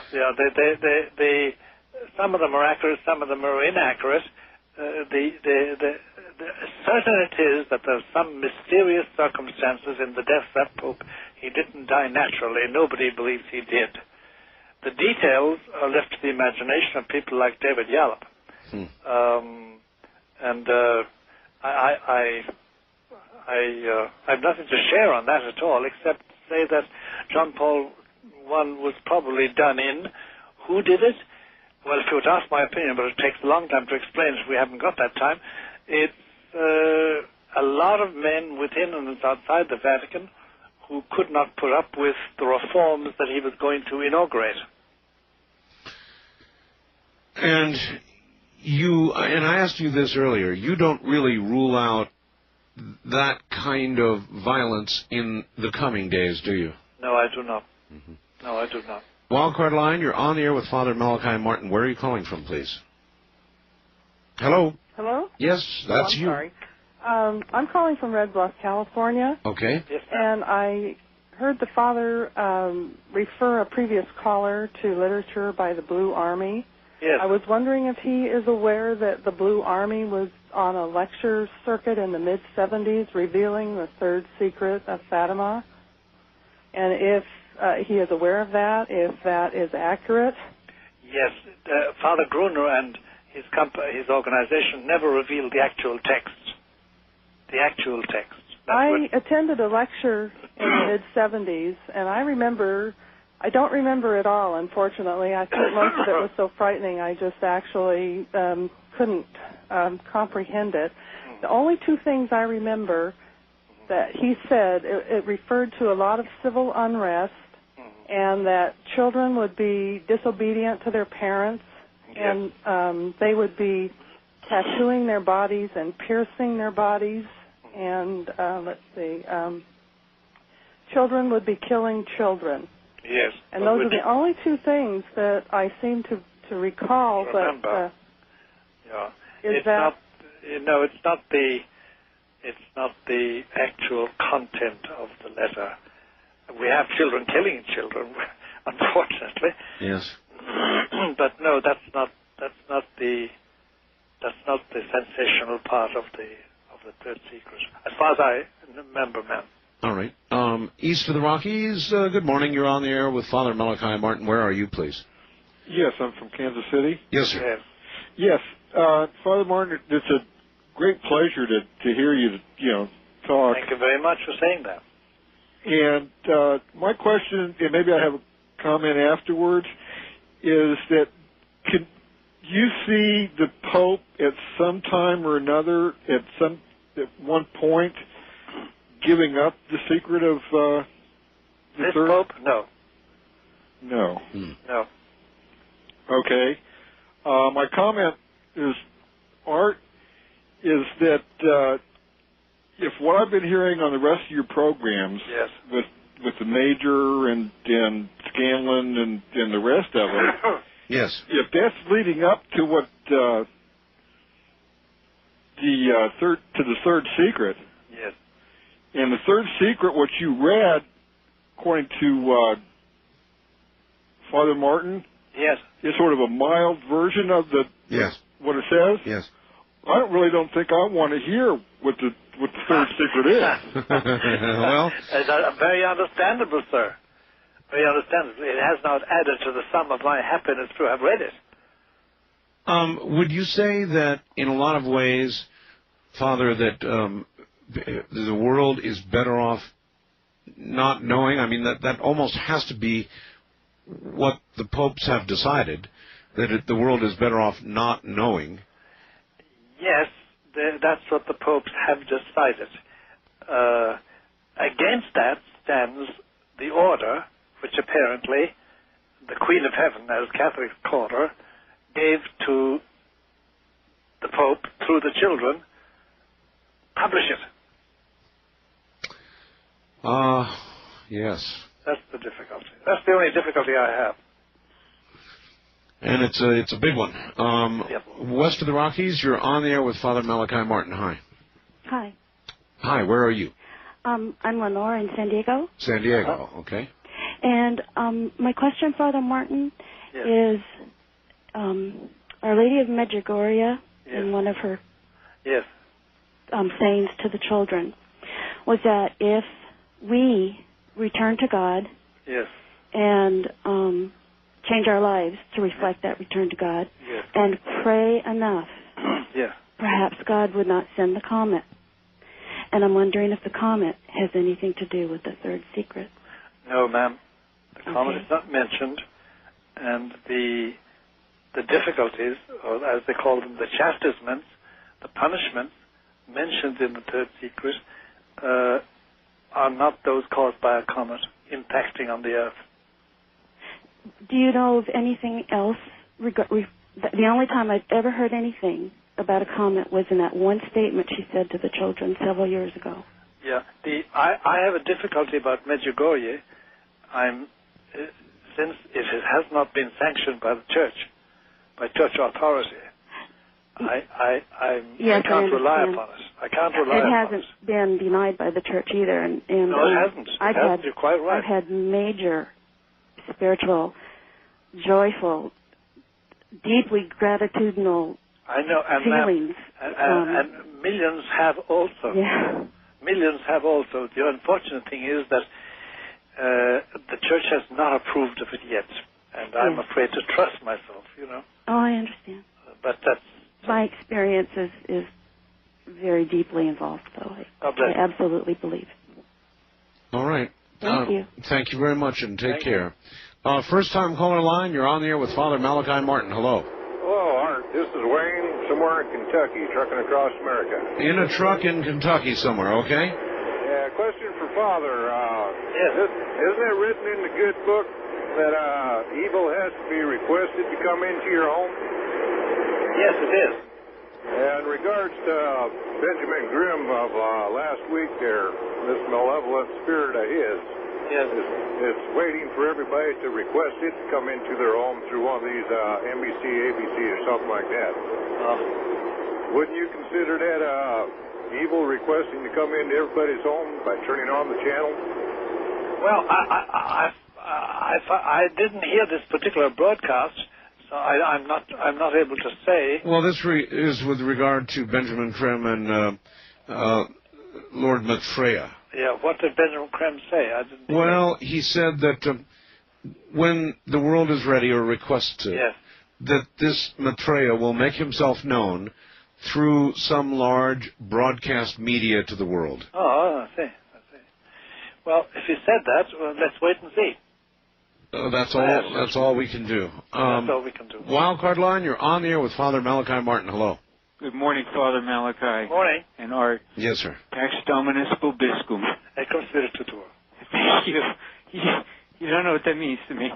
Hey, have you ever... one question I'd like to find out, if I've heard a story about a pope from the mid-9th century, a Pope John, who, like 856, 876, something like that, was discovered to be a woman. No, that's a mistake. That's a famous mistake. If Art gives me 2 minutes, I'll explain how the mistake arose. Go right ahead, Father. The popes at that time used, as their throne, chairs made of a stone called porphyry. Porphyry is a very precious stone. The Romans had a series of porphyry chairs and thrones made, and they all had a hole in the middle. And he used to use one of these thrones, and they said that it was because he was very effeminate. His name was John. I forget which John the First or John the Third or something like that. I just forget momentarily. But he wasn't a woman, no. There was never a Pope Joan. much at all as a lot of people would like to happen. There was a Protestant historian in the 19th century called Harnack, and Harnack had a healthy dislike of the Roman Catholic Church, and he wrote the definitive book about Pope Joan, demolishing the myth. And if anybody would have liked to create or foment the story, it would have been Harnack. But he came to the conclusion that it was a total fabrication. Wow. All right. There were lewd stories told about him. The purpose of the whole being to masturbate, etc. I wasn't going to shock your audience with all that details. Yeah. All right. Wildcard line, you're on the air with Father Malachi Martin. Good morning. Oh, let me turn my radio down. Yes, thank you. Father. Yes. Yeah, I was wondering, if I read Revelation 12, would I be fairly more enlightened as to the aspect of the third secret? Would that help? Well, Sister Lucia, who wrote down the third secret, says that the whole of the secret is contained in chapters, I think it's 12 to 17 of the book of Revelation. Okay, that's starting to make absolute sense. Have you seen the painting of her last vision? Is it a woman clothed with the 12 stars? That the sign in heaven? No. It's the crucifixion with Our Lady. No, I haven't. Okay, try and get a hold of that picture. It's her last vision in 1929. I will do. That's great news. Hey, can I ask you another question? Because sometimes you say this Pope is more attuned with the New World Order, but in other places, and I may have been misreading this, you say that he's opposed to it at the same time. Am I misreading? No, he's opposed to certain things in it. Oh, certain things, yes. Yeah, certain things in it. But his attitude is we can't stop the New World Order. Right. And it's here anyway. So he's trying to align the church with it. He's trying to make do with it. Right. Hey, great, and thank you about that Revelations. I'll be checking into that. I had a funny feeling about that. Thank you very much. Feller, thank you. A good lead. East of the Rockies, you're on there with Father Malachi Martin, and not a lot of time. Hello. Hello? Hi. Turn your radio off, please. Just a minute. Okay. Everybody should hello. do that right away. Hello. Hi. Father Malachi Martin? Yes. I wanted, it's nice to meet you. I listen every time you're on. I learn something new from you every time I hear you. I wanted to know this vision you talked about in Garibaldi. Garabandal. Where can I find written literature about it? Is it sanctioned by the church? Write me a short note with your name and address, and I'll send you back the relevant details. Okay. Write it at 217 East 66th Street, New York, 10021. And mention your name. 10021. And mention your name and your request, and I'll send you back the details. Promise you. Oh yeah. By the way, my name is Bonnie, and I'm calling from Philadelphia. Well, God bless you, Bonnie. Yeah. Another thing that bothers me, and it's bothered me all along about this third secret. Is the child still alive? The one who became a nun? Yes, she is. She's 89. She lives in Coimbra. My God. Wow. My God. Has she ever said how she feels about the church not publishing the third secret? Oh, she keeps very quiet for the simple reason that she's been muzzled by the Vatican. Mm-hmm. Well, the thing that bothers me about this is if the church is going against what God has told them he wants them to do. Yeah, in other words, what you're saying... Their people are out here and they see this. How do they expect us to keep following them in absolute faith? Bonnie, what I want to say to you is, it's not the church, it's the churchmen. Uh-huh. They are being unfaithful to their vocation. Yeah, but it seems like it's been so many. You're telling Gus, whoever Gus was. I know that's our difficulty. That's what in the last 3 or 4 hours, Art and I were discussing, and I summarized it all by saying we are in apostasy to a large degree. And the last thing I wanted to ask you, is there anything that we can do as individuals other than praying to avert what is coming in that third secret? We can't avert it now. It is coming. When is something else? But it is coming for sure. We can mitigate it we can mitigate it slightly, if you know what I mean. But we can't avert it. Is the only thing we can do is pray? Pray, go to communion, say a rosary, cultivate the saints, stay in the state of grace, do good, visit the sick, visit those in prison, do corporal works of mercy. In other words, Bonnie, we know what to do exactly if we want to do it. Yeah. But it's not going to be an easy time. No, it doesn't seem like we're in very easy times now anyway. No. Yeah. But, Bonnie, thank you. Thank you, Art. Bye-bye. Right, take care. Father, is there any circumstance under which you can imagine that you would feel free to reveal the secret? Yes. If there was a total collapse at the center. And you anticipate that, don't you? I anticipate it as a possibility, Art. I can't, I can't predict, but I anticipate it as a possibility, certainly, yes. I do. Father Martin, as always, it has been tremendous, absolutely tremendous. Would you give your personal address out one more time quickly? I would indeed. It is 217 East 66th Street, 66, New York, 10021.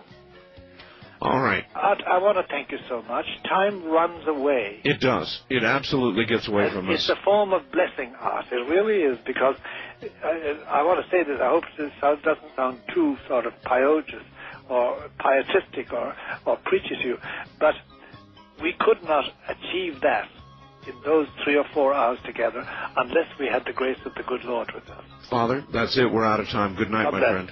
God bless.